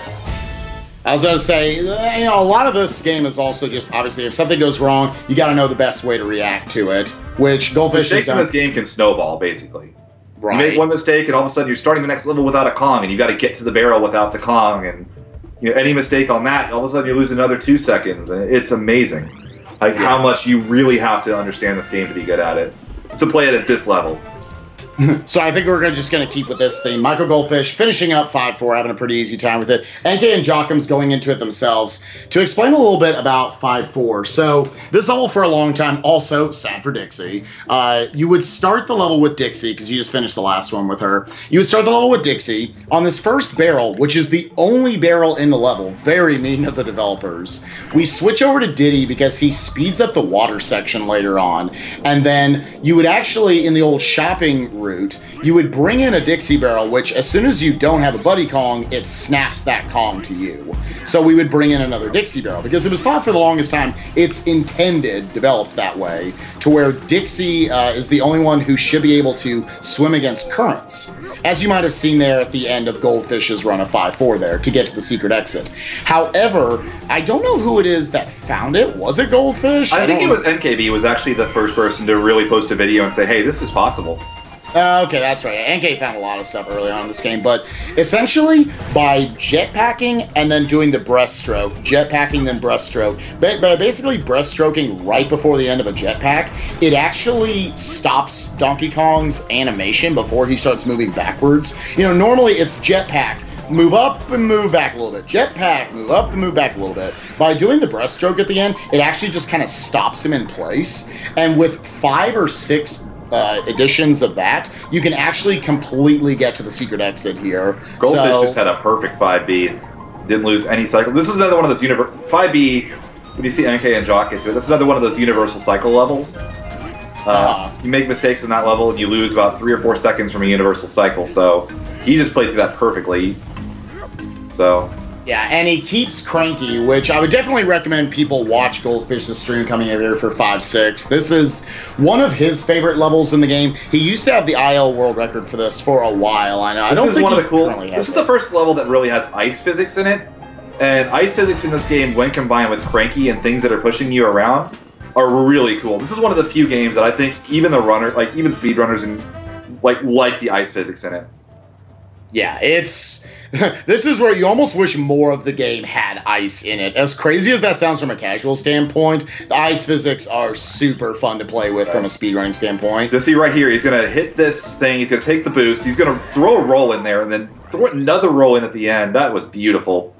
You make any mistakes on that section, and you'll take a hit from the spikes or from the penguin at the end. You have to roll and jump almost immediately, but it adds just like that little hint of speed that you don't get otherwise. So so right here, you'll see he's going to ride this one out, he's going to start a roll, and he's just getting this massive burst of speed. And, man, just putting on a display right now. Yeah, you saying showcase race? I'll showcase the game. Goldfish definitely showing, looks like he practiced even more than he did for AGDQ. Oh, man. So, showing where his priorities lie. That's an IL. Right there, that is beautiful. Oh, the setup! Oh my god. Yeah. Yeah. So right now, he's about to move into what most speedrunners' least favorite boss is. And it's not that it's a bad boss, he's just really long. I love this guy. He's playing the Coca-Cola bear. It's cute, but yeah, for whatever reason, Retro does a pretty good job of developing speed games. I think they've, just a lot of the level design is really good. You kind of notice it right when you get into the game that, if you ever want to pick up this game, not necessarily maybe any percent, maybe you don't want to learn the full game because it is a little longer, although I definitely recommend it. We have a very kind community and people that want to help you out. But if you want to just get into ILs, you'll notice, wow, these levels are so well designed for speedrunning. They're just laid out in a certain way that helps us so much. Unfortunately, they made a few mistakes, and one being this giant idiot. Yeah, basically, their only real mistakes, in my opinion, were 4B, which is the level with we call it Tropical Keys. That's the level underwater where you're getting the keys and just kind of slowly moving through the level, and then Bashmaster. And it's not that it's a bad level. The art is great. This boss has more personality than any other boss in the game, in my opinion. Yeah. It's just such a long fight.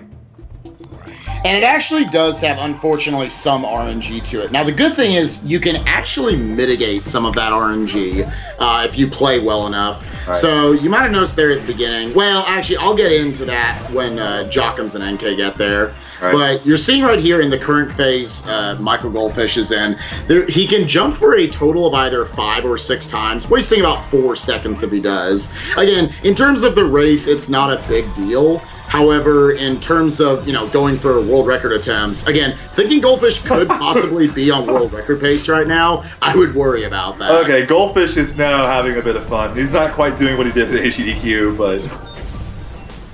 Yeah, making this boss look like a dummy. Again, just kind of showing how strong Cranky is. Yeah. Okay, in his remix tape. We have NK and Jockums near the end of 5-6 right now. Let's see if NK is able to get the boost. Both of them using Cranky right now. Yeah. So NK's not quite as clean as, but still pretty solid. Yeah, they're both looking really good. It's a really tight race, I'll say that, for second. But I say, for all intents and purposes, this is a world record attempt on the bottom left, and it is a race on the right side. Very close between the two of them, so that's good. So, side note, something that's a little bit fun about this boss, the boss fight that Goldfish is on and that NK and Jock are in. It took me a long time before I noticed this, but this arena is slowly rotating, so you can see just kind of showing off that brilliant artwork that Retro did for this game. You know, it's a really kind of a fun level in that regard. You know, you see like... Yeah, I didn't notice till you told us that like a few months ago. I did this level 100 times, and I just kind of noticed it all of a sudden. You know, there's just like little things like that all over the place in this game. It makes it really kind of... Like every time you play this game, you notice something different. Or anytime you watch it. So, again, to note about this like opening little piece of RNG with Enkaybee and Jockums here on Bashmaster. Oh, did he get a hit there? Did NK miss that? What was this? I thought NK might have missed a hit there. It was weird. Oh, yeah, he reacts. Like, his hitbox is very janky. Yeah. But, yeah, you'll notice here with these ice blocks as they come down, it's random whether the bomb is in the 3rd or the 4th ice block. If it ends up being in the 3rd one, then that's good RNG. You save, you know, a second or two. But, it looks like, was NK... Okay, NK was able to get it fast enough anyways. If it's in the 4th block, you have to hit him... You have to break open the block, pick up the bomb, and throw the bomb and hit him very quickly without getting hit in a certain place. And the grab mechanics in this game are very difficult. Yeah. Yeah, grabbing is sometimes the hardest part about executing anything in this game. But yeah, with all that, if you do that all fast enough and you skip a 20-second phase of the boss fight, if you miss it, you don't mitigate it properly, then you lose 20 seconds. So, looks like NK and Jockums were both able to execute that. A lot of times, what the problem will end up being is you're a little too far up, a little too close to Bashmaster once you break the block, and he kicks out his foot, which will end up actually kicking you instead, which will delay you just enough to where he'll start moving into that animation, and it won't cancel it. So, yeah. So, Spike, how do you feel about 6-1? What a terrible, terrible level. I hate this level. So we brought up, like, NK's had, like, 17 Deathless runs. I've had, like, 45 Deathless runs going into this stupid, stupid level. And then it'll kill you. It's home to, like, some of the most precise stuff in the entire game. It's also incredibly difficult because you do the entire level with 1 heart on Cranky. Yeah, because unless you want to slow down and just like slowly slide underneath a set of spikes there at the beginning of the level, then you know, you have to take a hit there. And they're doing the rest of it. There's like a solid like 7 points in the rest of the level. It's one of the shortest, like fastest levels in the entire run. It's like, a really good IL. It's incredibly difficult to do consistently, and Goldfish just... Once again, I've said it so many times. Yeah, kind of like a broken record we got going here, just like nailing everything. Obviously, the only thing you go for is the one dump shot on that level that saves 0.2 seconds and kills you 80% of the time. I wondered if he was. I wondered if not on this pace. He wouldn't do it on this pace. Yeah, I think if he wasn't on world record pace, I think he would have tried for Banana Slamma. Do you want to, as the person who discovered Banana Slamma, do you want to explain it? Banana Slamma was an accidental strat. I suck at the little barrel fire section at the beginning, and I just wasn't paying attention one day, and I fired too early, and I hit the ceiling, and then I hit the enemy, and then I landed on the far right. And we found out it was 0.2 seconds faster than the swag barrel fire that we normally did. So, and then of course, what does Goldfish do? Goldfish takes it, uses it, gets the IL world record with it. So, now, right here, this is 6-2. 6-2 is another one of those really difficult levels that started as a Dixie level, and then a user by the name of Extreme Sexiness, shoutouts to one of the coolest usernames I've ever seen on Nintendo Network, just found out that Cranky can get through this level pretty damn quickly, and it was one of the first real IL wars between members of the community. Like, the ones that come to mind are 3-5 with Darkspine Sonic, Miles SMB, and 5-Leaf Clover. And then it was this level with me and NK just going back and forth for like 3 nights, and we would just take the world record, the other person would get it back 30 minutes later, and it was awesome. So just from when that strat was discovered, and it's a pretty difficult IL because, again, any mistake, any of those bops are wrong, and you take a hit, and you know, it's one of those things that you get a little bit of extra speed when you go down that first hill, and you've got to maintain that all the way through. And Goldfish just nails it. Nails it again. So you see NK and Jock right now on 6-1 again. Oh man, NK kind of not trusting himself there a little bit. That's interesting. I'm not sure I've seen him make that mistake before.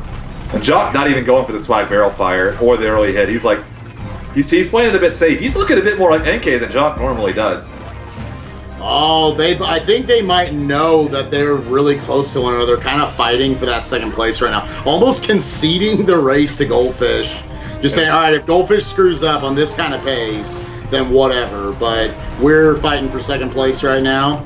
Yeah. Playing it a little safe. I don't know if I like it. All right. I don't know. I like Jock when he's kind of going a bit more balls to the wall than that. I feel like it was NK playing it a bit safe, but like they both played it really safe at the opening there. It's honestly a bit surprising. Yeah, I would definitely say so. But yeah, it does seem like they do know, like, all right, you know, let's get through this. Let's, you know, make second place as good a race as possible, because they know Goldfish is just... Nobody could have kept up with Goldfish the way he's playing right now. Right. Yeah, none of us. Yeah, that's not to knock on NK or Crunch, I think, or NK or Jockums right now. I think any of us would have been like a fair amount behind him on this sort of pace. No, unless we're having the God Run too, obviously. I don't think the only person on the God Run that could do this kind of pace is Moo, and Moo isn't consistent enough to do this in this setting. Yeah, Moomoo's definitely a shotgun sort of runner here. It's just like he can, you know, or a glass cannon, I guess you could say, is he can nail everything Goldfish does, but he's just, the consistency's not there. But anyways, like keeping focus on the runners we have here in the race. You know, the other thing about that, kind of taking it safe there, I could sort of understand it, I guess, because it is 6-1. Again, it is the level that can very easily kill you and is extremely punishing. Yeah, you can lose a minute on 6-1 with the death. So I understand it. It's just surprising is the only thing I'm trying to point out there. For sure.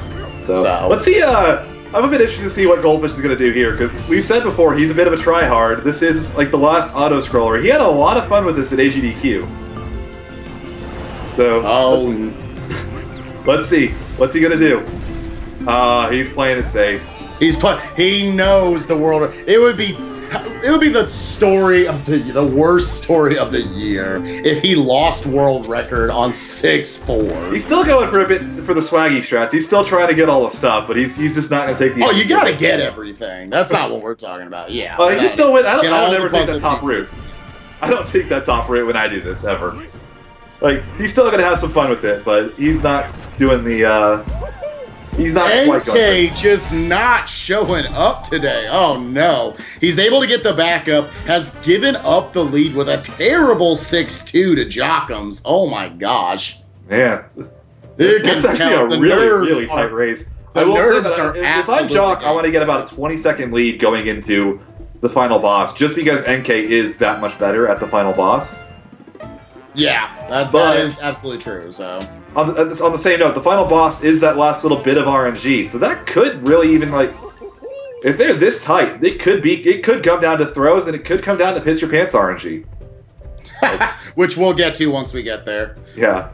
We tried to challenge the Super Metroid community for best names out of any community out there. We'll explain that once we get there with our early Fat Ass #2, Strong Dong, all the good stuff. So, But yeah, NK unfortunately losing Cranky there near the end of 6, or I guess he actually lost him early on, so he's gonna have to grab what we call the Diddy of Shame barrel. So the Diddy of Shame is this Diddy barrel you're seeing him come up on pretty soon here. For whatever reason, the developers got you this late into the game, and they were like, oh crap, we're not giving you Diddy ever, which probably should have keyed them in on. They made Diddy bad, because on, like, yeah, underwater he's good. Basically, they kept him the same for returns. The problem is that they added in, it's power creep. Diddy and like Dixie is a straight upgrade on Diddy. Yeah. And then Cranky has all of his own uses. Diddy just doesn't do anything that Dixie does better than, like, Dixie does everything Diddy does on land better than him. Right, because she lasts longer in the air. She can actually gain you height. There's, you know, on ground, there's no reason to use Diddy from an optimizing standpoint. So they just threw him at you here. You can, yeah, you'll notice like near the end of 6-3 there, they had to take it slower. They had to go underneath the platform because you can't get any height with him. It really stinks having to grab Diddy there. And now NK's gonna have to, thankfully Jockum's got through the whole thing well, the whole thing of 6-3 there pretty well. Right. And kept Cranky. NK's gonna have to waste another 2 seconds here at the beginning of 6-4 to switch back to Cranky, since, needless to say, 6-5 is very, very important to have. This is probably going to be the level that decides if Goldfish gets the world record or not on this run. Yeah. If he's going to lose it anywhere, it's going to be here. This is just an incredibly difficult level. There's tech everywhere. There's little tricks. There's so many little things you can do in this level to save time. This is going to be crazy. So, starts off pretty harmlessly. You're going to hit that spring, bounce up. Now he's going to go, starts going on through. He's going to hit this spring, land on top of this. And this is where the craziness starts. He's going to pound this, pogo off that, pogo, start a roll, jump, hit this snowflake, land on that. Okay, he's good so far. Now he's going to hit this, bounce off the snowflake. Beautiful.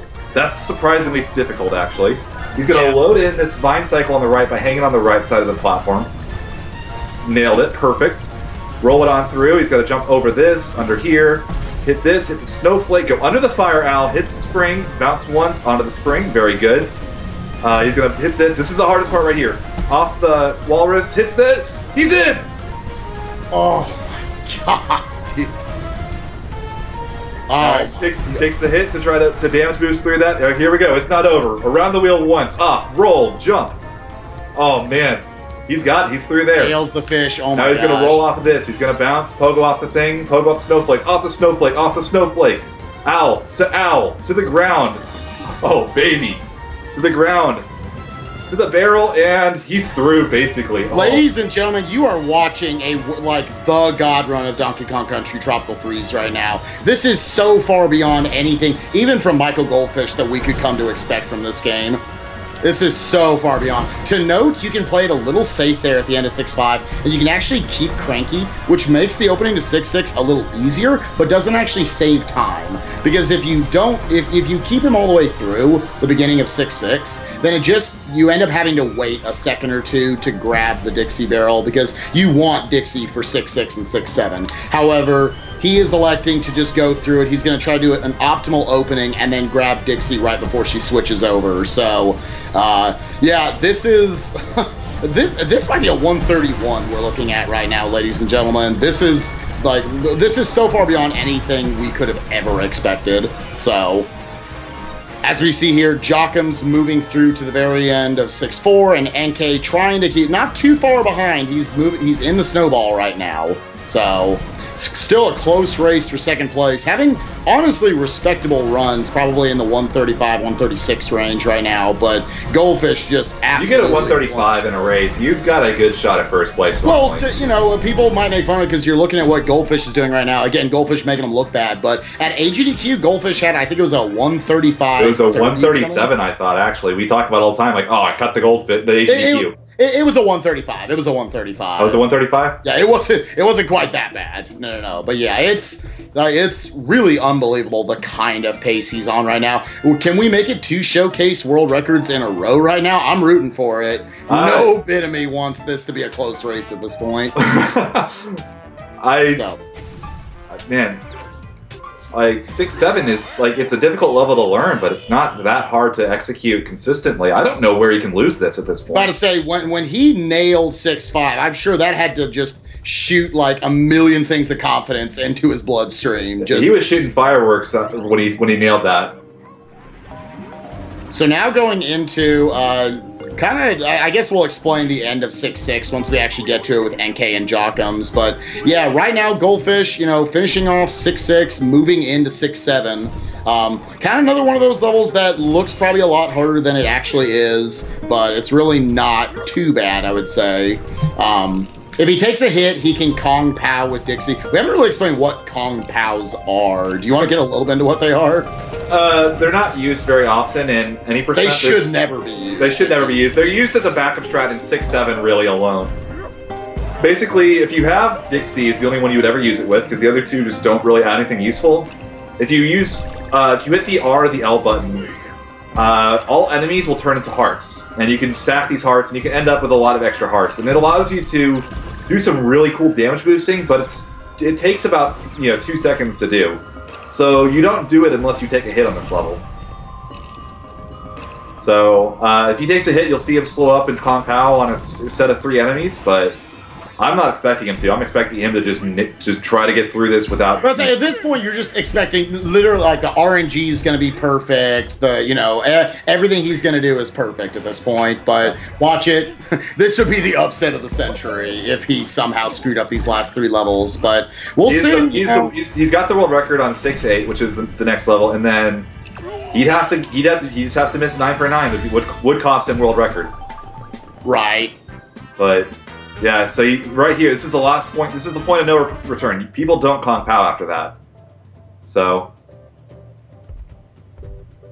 Yeah, because that's really the last row of enemies you're going to run into.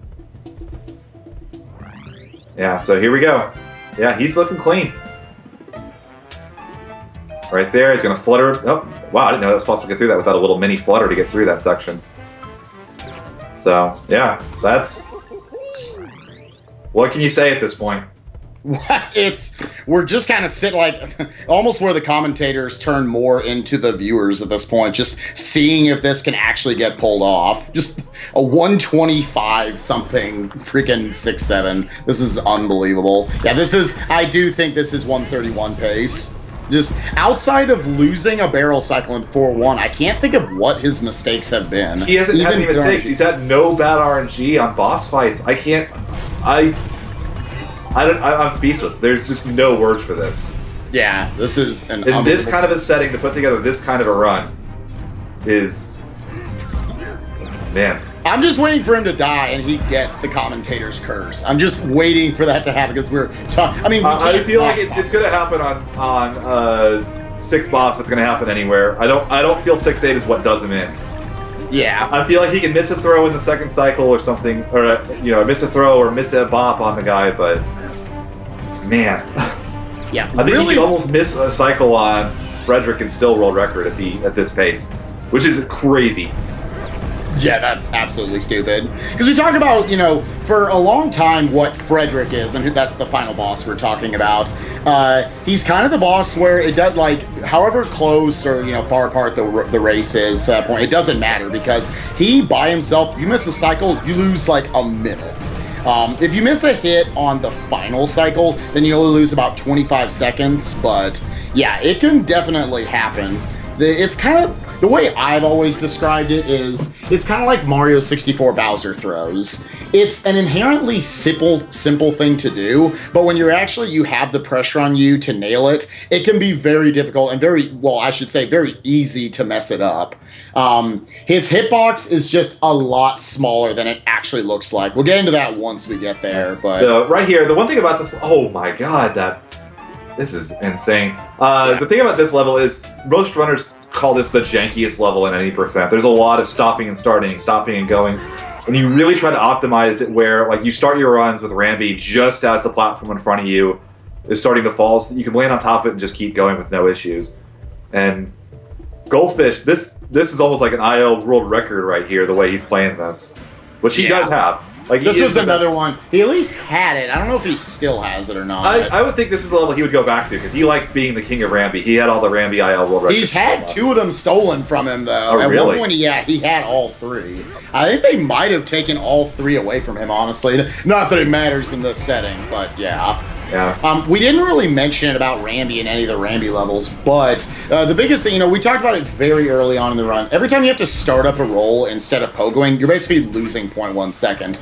Rambi's startup animation for running is really, really slow. So actually, every time you pogo instead of starting up a run with him, you save 1/4 of a second. And again, maybe, to people who don't necessarily speedrun, that doesn't sound like that big of a deal. It ends up being like 4 seconds in the course of that level. So when you're grinding for an IL record in that, you have to learn all the best strats. All right.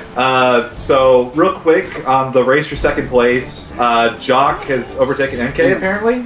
Yeah, he has. Yeah, Jock kind of maintaining that lead over NK at this point, not by a lot. And again, it could be very close here for second place. Loses Dixie near the end. It's not a huge deal though moving into it. As long as he got through the level, he's okay. He's got about, again though, it's about a 10-second lead. You want to get a 15-second lead on NK going into the final boss.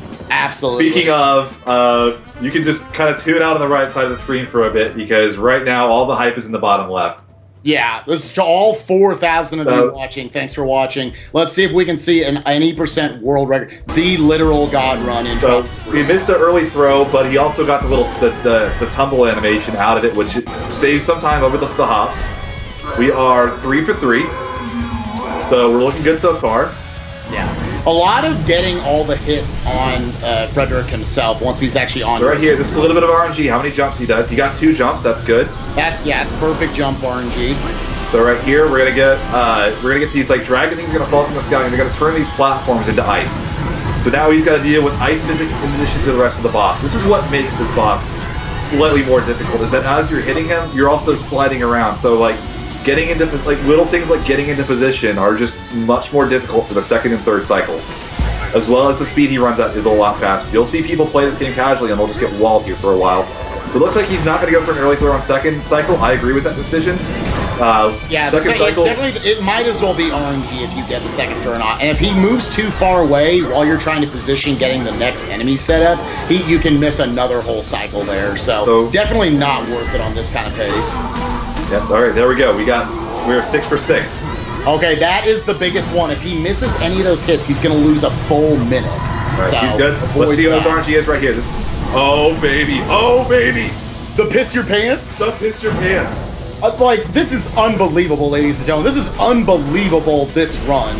The stars have aligned to make this work. The best possible RNG he could get throughout the entire run on every single boss. Everything has come true. We are 3 hits away from the 131, ladies and gentlemen, which might not mean a lot to you guys, but it is the God run. We thought when this game first came out, a 137 was going to be an unbeatable time. Yeah. Shows how stupid we are, but yes. Yeah, this is... Time on him comes on the last hit. Alright, here we go. He missed the early throw, didn't get the tumble, but that's fine. That's the same normal cycle that he would get if he didn't go for the early throw. He's good. Yeah. Alright, we got 1. Oh my gosh. 2. Oh man, my heart's pounding. He got it. I've got an 8-second delay. I need to see what this time is. 1. Oh my god, a 131.44. The timer might have been stopped a bit early there. We might have to go back and retime that. I think that was a 43. I'm pretty sure that was a 43. It's on the punch, so it might have been a bit. The time actually might have stopped a bit early. That might be in the 46, 47 range. It doesn't matter. That is. Spikevegeta. Is 80% dead? Oh my god, what just happened? I know it's a cliche people bring up all the time, but that is disgusting. Nobody else even has a 132 in this game. He just got a 131. That is That's stupid. Unbelievable work by Michael Goldfish there. Unbelievable job by, not to take anything away from Goldfish, but like we said, literally perfect RNG throughout the entire run. Everything did what it was supposed to do, including Goldfish. So, huge shout outs. Unbelievable performance there. We want to thank all 4,247 of you for watching this. We just saw the God run Tropical. The only thing I could think of that went wrong was 4-1. 4-1, he had to wait the 6-second cycle. Other than that, oh my God. I don't even know. He's literally like plus 45 seconds on Summer Best. You know, I was gonna say jokingly at the start of this race that you guys have big shoes to fill from last showcase race with the world record, but apparently the DKC players came to play today, because that was amazing. Yeah, hats off to Goldfish for that. That is unbelievable. So that's just, I guess Jock must have had a rough 6-8. We were all obviously watching bottom left of the screen there.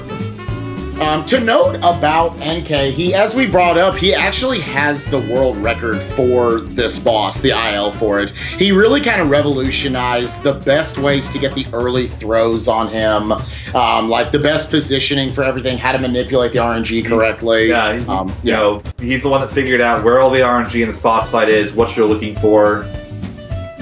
I feel bad, you know, because we didn't talk about Shock and NK all that much, especially towards the end there, but it was almost impossible to not to knock the other runners, because I think they're still on pace for solid. I think NK might be on like 135 pace, which to note is the same as the AGDQ run, which was already good enough. Yeah. So I'm not sure NK or Jock's sum of best is a 131.44. I think NK has the same sum of best as me. I think we are our sum of best are about 10 seconds better than what Goldfish just did. Even Goldfish's sum of best, like we said, is about 40 seconds better than that. So it's like a low 131. And NK is getting the Pitcher Pants RNG as well. So yeah, that works out very well for him. Barring missing a hit here, which would do it, barring missing one of these last 3 hits, then he has second place locked up.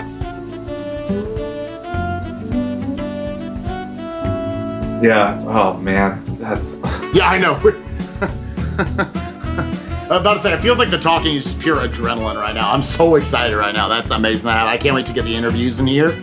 So let's see if NK can finish this off, take second place. Again, we've seen him do it before. He actually lost a race. So real quick, Jock right now did not get the Pitcher Pants RNG. So you see the platforms just kind of fall off one by one. You didn't get that whole like falling from right to left really fast. It's just kind of like, okay, this platform falls, this platform falls, this platform falls. Yeah. So that's what we mean by that. And that saves like 4 or 5 seconds if that happens. Yeah, it's complete RNG whether you get it or not. Very good run for NK. That's probably only about a minute off his PB, I would think. Yeah, I think it might have been about a 135 there. It's probably been about 4 minutes since Goldfish finished, so.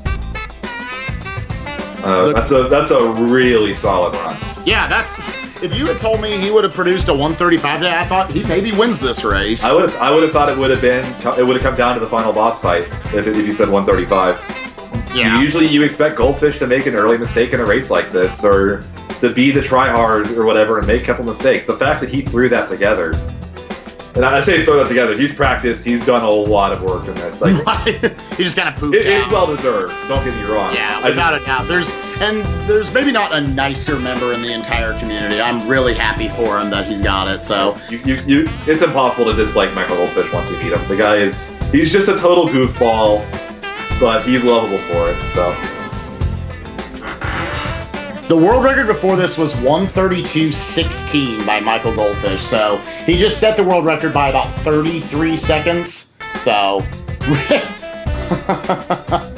unbelievable. Yeah, I just want to give a huge shout outs to the entire Tropical Freeze community. There hasn't been a nicer community I've ever been a part of. Just a bunch of really fun-loving guys who like to have fun and have fun, just like we say in the collective. So. Really cool stuff. I can't wait to get them in here for the interview portion. Speaking of interview portion, I think we can have them join in right now. So let me see if we can bring these guys in. While we're setting up everybody, I'm just going to get some commercials run. Just give us a couple minutes as we transition over to the interview phase. We're going to interview the 4 runners as well as the 2 commentators. So just give us a minute or 2 as we're setting that up, everyone. That run was okay. Hi, guys.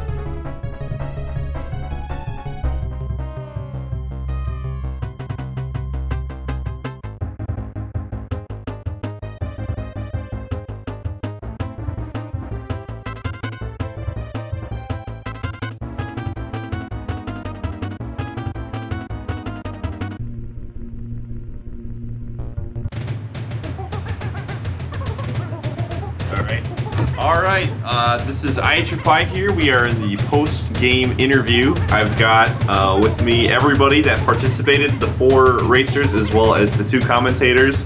I'm just going to let Spikevegeta and Ghoul take this over because they are excited and hyped, and I'm going to let them take care of the interview process. This is really an unbelievable moment. Like, on the biggest stage possible, the showcase race, the any percent... Okay, do we want to say it's dead? Is it OOT any percent dead, or what just happened to it? Nope. Moo was still up. Okay, well, let's start with Goldfish. Moomoo's gone. Forget Moo. For the person who just set the stupid thing, are you done? Yes. Are you full-blown moving on to 100% at this point? Yes. I'm not doing non-race any percent attempts, like, ever again. So, unless we find something new. Sure. So, Goldfish, what is your sum of best right now?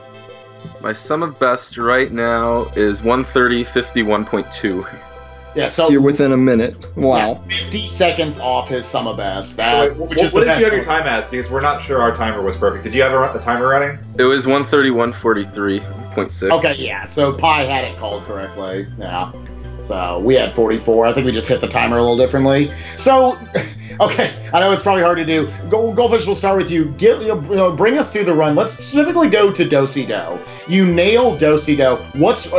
Are you nervous at that point? I know you generally are cool under pressure. What was going through your mind at that point once you nailed Do-Si-Do? I wasn't any more nervous than when I started. Like, I was more nervous for this than I was for AGDQ at the beginning of the run. And I was just like, oh my god, I need to do well. Like, just a bunch of crap going through my head. So after Do-Si-Do, I was like, oh my god, how did that even happen? Because that Do-Si-Do, like, shouldn't have happened. Because I took the first hit early on the stupid tuck. So already, full Do-Si-Do is already dead. So in order to get it, I need to do the stupid micro pogo under that What is it? Fire The hedgehog. fire, yeah, hedgehog guy, which is almost impossible. I randomly get that. I'm like, okay, whatever, I'm just gonna lose Cranky at the next section because it's RNG whether it's an enemy or a fire thing. And then the stupid Tuck shows up. So I was like, hey, that was just better than the IL, but whatever. So I was just trying not to like freak out too much. Yeah, we wondered how many IL world records you set in that run. But yeah. Yeah, So I wouldn't say I was any more nervous than the beginning of the run, but there was constant stress for that entire thing. So you're more nervous for that than you were for the AGDQ run. Yeah.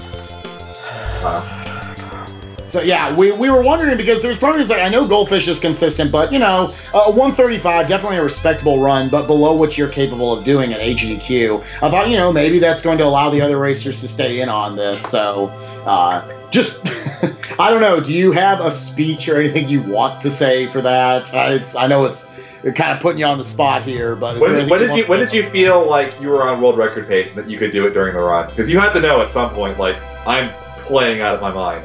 Oh, as soon as at the end of World 1, I knew I was playing extremely well. Really? Because what was it? I had because I had a 15-second load, and then my Pompey Punch was a 132. And I was like, holy crap, if I got like an 11, that would have been nuts. And then at the end of 2-2, I missed the first boost, I didn't want to go for it, and I had a 15 on the dot split for it. Like on the A button press, which is absolutely insane. So at 2-2, I already knew that I was doing best split times for everything. Yeah, and then just nothing went wrong. We were playing it up. We said, usually Goldfish is the kind that he'll make a major mistake in the first few worlds, then kind of come back later on and scoop it. I guess probably once you don't have that major mistake in the first 2 worlds, did that kind of instill you with confidence, knowing you didn't make that stupid mistake early on? Yeah, I was really glad that I didn't have any big mistakes, especially with Scowl. The second phase kind of scared me because I got that the second throw, I guess. But then the last one, I messed up picking up the egg. So I've never actually had to do that backup before. But as soon as I got that, I'm like, okay, I actually know what I'm doing. This should be okay. Now to shift gears to head over to Enkay and Jockums. Now, were you guys in a Skype call the whole time? Did you know where each other was, or did you keep it completely silent the whole time? I'm watching the stream, so that's how I kept track. That's how you kept track, all right. So I think you were using my audio too, so I couldn't be on Skype. Oh, okay. So give us your play-by-play of the race. Did you find you were mostly just following Jockums, making sure you could pull second place? Were you watching Goldfish a lot? Kind of tell us about your journey. My journey, oh boy. The 1-4 death, I can let that go. That was only 10 seconds. 2-6, I died twice. I kind of wanted to just drop out of the race at that point. But you can't do that in a marathon, so I just pushed through. And then Fugu. That Fugu. He spun too much, so I had to kill myself. What could I do? What could you do? But other than that, really no complaints. Yeah. I was about to say, we talked up, your consistency is there. When you avoid deaths, your levels are very, very clean. So, oh yeah. Yeah, it was definitely an exciting race to watch between you and Jockums, definitely for second place. We eventually, at one point, again, no offense to you guys, we were kind of we want to see Goldfish world record, and we want to see a close race between Enkay and Jockums. Jockums, tell us a little bit about the race from your standpoint. How'd you feel about your run? I felt a lot of dumb things happen. Now, what was your final time? You ended up with a 136 something, I think, or what was it? 21. 136.21. So within a minute of your PB, I want to say you have a 135 something. 17.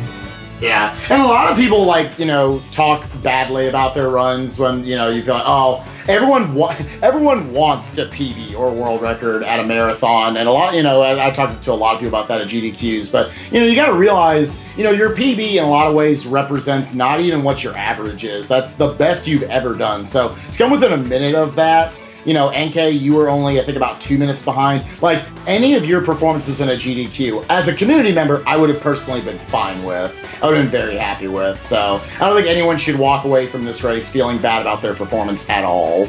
So, yeah, definitely an exciting race to watch. I thought it was a good showcase of the game. And again, it's one that kind of, in a lot of ways, can speak against races because it is so long, it is so punishing, and you guys were still able to make it exciting. So... I'll kick it over to Ghoul if you want to ask them anything specifically or not. I think you hit all the major questions that I would have asked. Yeah, it was really well done from everybody.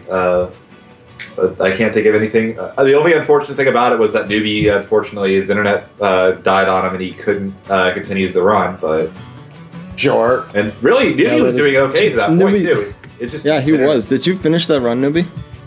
No, I didn't finish the run. No, I decided to watch the showcase, which was a lot more fulfilling and rewarding anyway. So it was pretty exciting to watch. I gotta say. I don't blame you. Even if you had been continuing the run, probably about somewhere, pretty much after Goldfish hit the Do-Si-Do, I would have been like, click, turn off the game. That's exactly what if I was in the race and I was behind by a good amount, I probably would have just paused and watched the end of that run if I knew what kind of a pace Goldfish was on. Yeah, it was a beautiful run. So I was really happy to catch that live.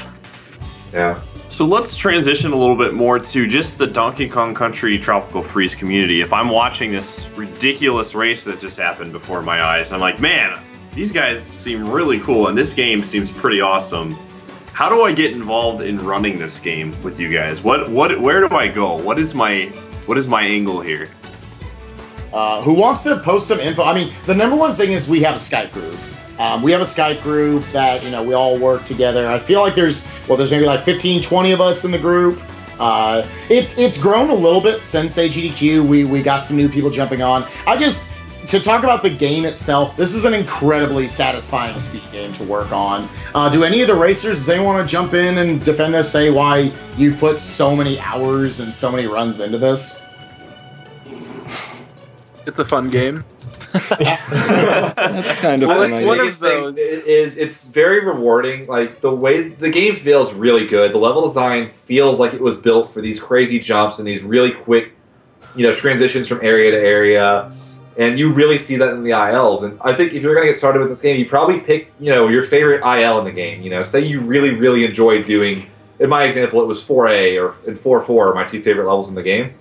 And just pick it up, try to mess around with it, You see like how different it feels when you go through the game quickly, and if you enjoy that, maybe you mess around and do a couple more, and then before you know it, you've got the any % route down, and you're racing in the showcase race. And I think that's almost what happened with. I'm pretty sure that happened with Enkaybee. I'm not sure about the rest of you. I believe NK wasn't even intending on doing full game RTAs when he first picked up the game. Yeah, it took me about a month to realize I was going to end up doing it. It's so fun to run. It like a lot of I describe speed games out there. It's almost like you're taking the game and then you're having to fight against it to make it a good speed game. This game wants to help you. It wants to be there for you to be a good speed game. This is a game you're dancing with instead of fighting. Right. If you go in this route, it'll be good. But that being said, it's not always the intended route that's going to be the best. You saw these runners across the board. There's a lot of personality, your own personality, that you can inject into your run, saying, I don't really like this route. I want to take this route through the level. I want to bop on this guy instead of pogo off of this area. Your spacing can be however you want it to be. If you want to work with different Kongs, there's optimal runs, but, we talk about it. A lot of times, 2-3, one level to just throw out there, probably none of you remember it. One of the levels where the horns were blowing the entire time. That level is optimal with Cranky, yes, but if you take Dixie, you can take a completely different route throughout the level, and you're only losing about 2 seconds. There's a lot of little things like that where you can kind of work out your own route. It's not as big of a difference as you would think. The game wants you to speedrun it. I definitely recommend this for everyone. Another thing I'll throw out there is that we actually do IL races of this game from time to time. If you want to get into the community, but you don't know if you necessarily want to commit yourself to learning the entire game, it is a longer game. It's 41 levels that you have to learn. You can get into our IL races where we'll set kind of like the speed. Do you want me to explain a little bit? Yeah, you can go and explain. You came up with the idea for it. So if you watch, the idea came from the Sunday Sequence Break where they have a challenge where they'll pick a random game and they'll do an IL and they'll have a certain amount of time to get the best possible time in that IL. So we've got a randomizer. I believe we use NKBot now, and we just say IL race, and it pulls up and it says you're doing this level and you're going to use this Kong as your choice.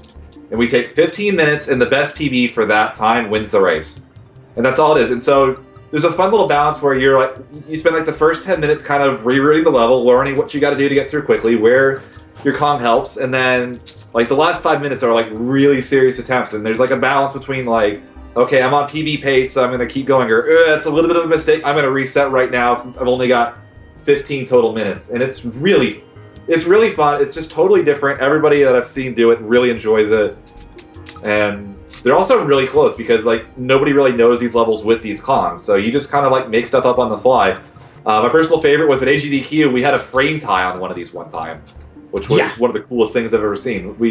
I managed to frame tie Crunch on one of them, and we did 6-1 with Dixie, and so we winded the gamepad side by side and saw them like these two identical times just done slightly differently. It was really cool, and they were a lot of fun.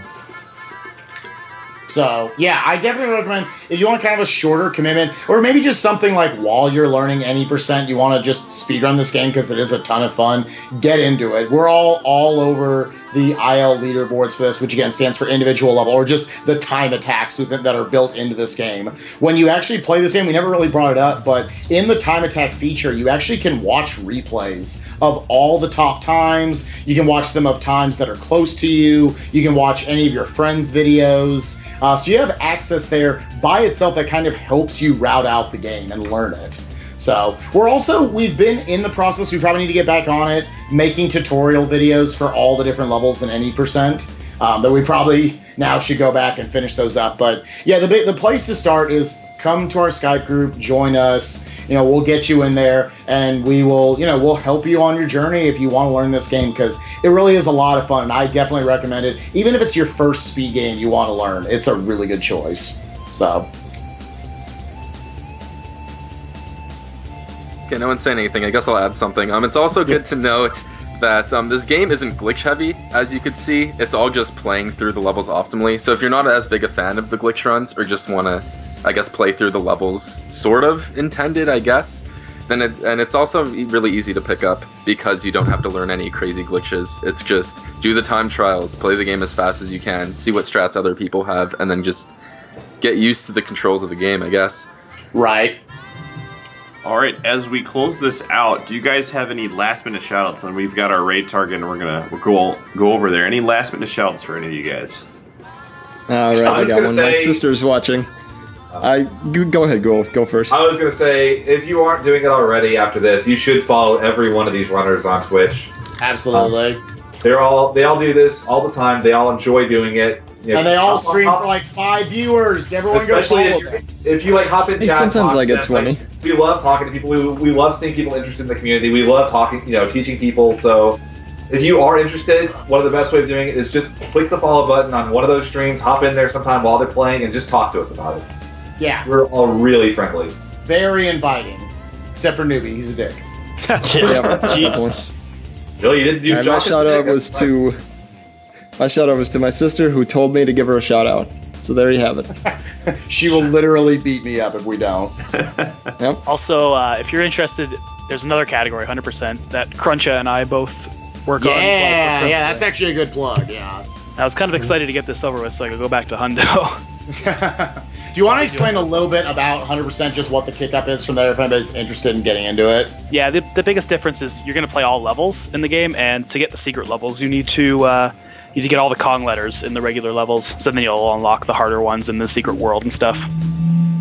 So it takes a little bit of a different routing throughout the levels, and you get to play the levels you don't play in the 90% anyway, which is pretty fun too. So, and it's about 2.5 to 3 hours, depending on how it goes. Yeah, definitely, I'm not a big fan of most 100% runs out there, because I feel like it adds too much tedious stuff. This is, for other than having to collect the Kong letters, which for the most part doesn't waste time, you're just getting to do all the levels in the game. So, more of if you want a more accurate description, it's probably just called all levels, but the in-game counter does count as 100%. But yeah, no, it's another really good category in this game, so it has 2 great categories to offer. So...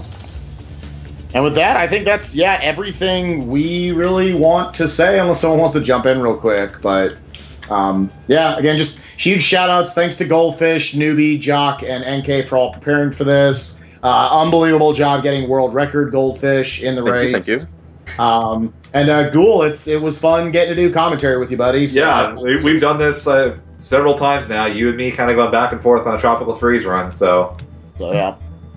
Quick shout-out to Priying James. Hi, guys. What's up, guys? Alrighty, I think with that, we will go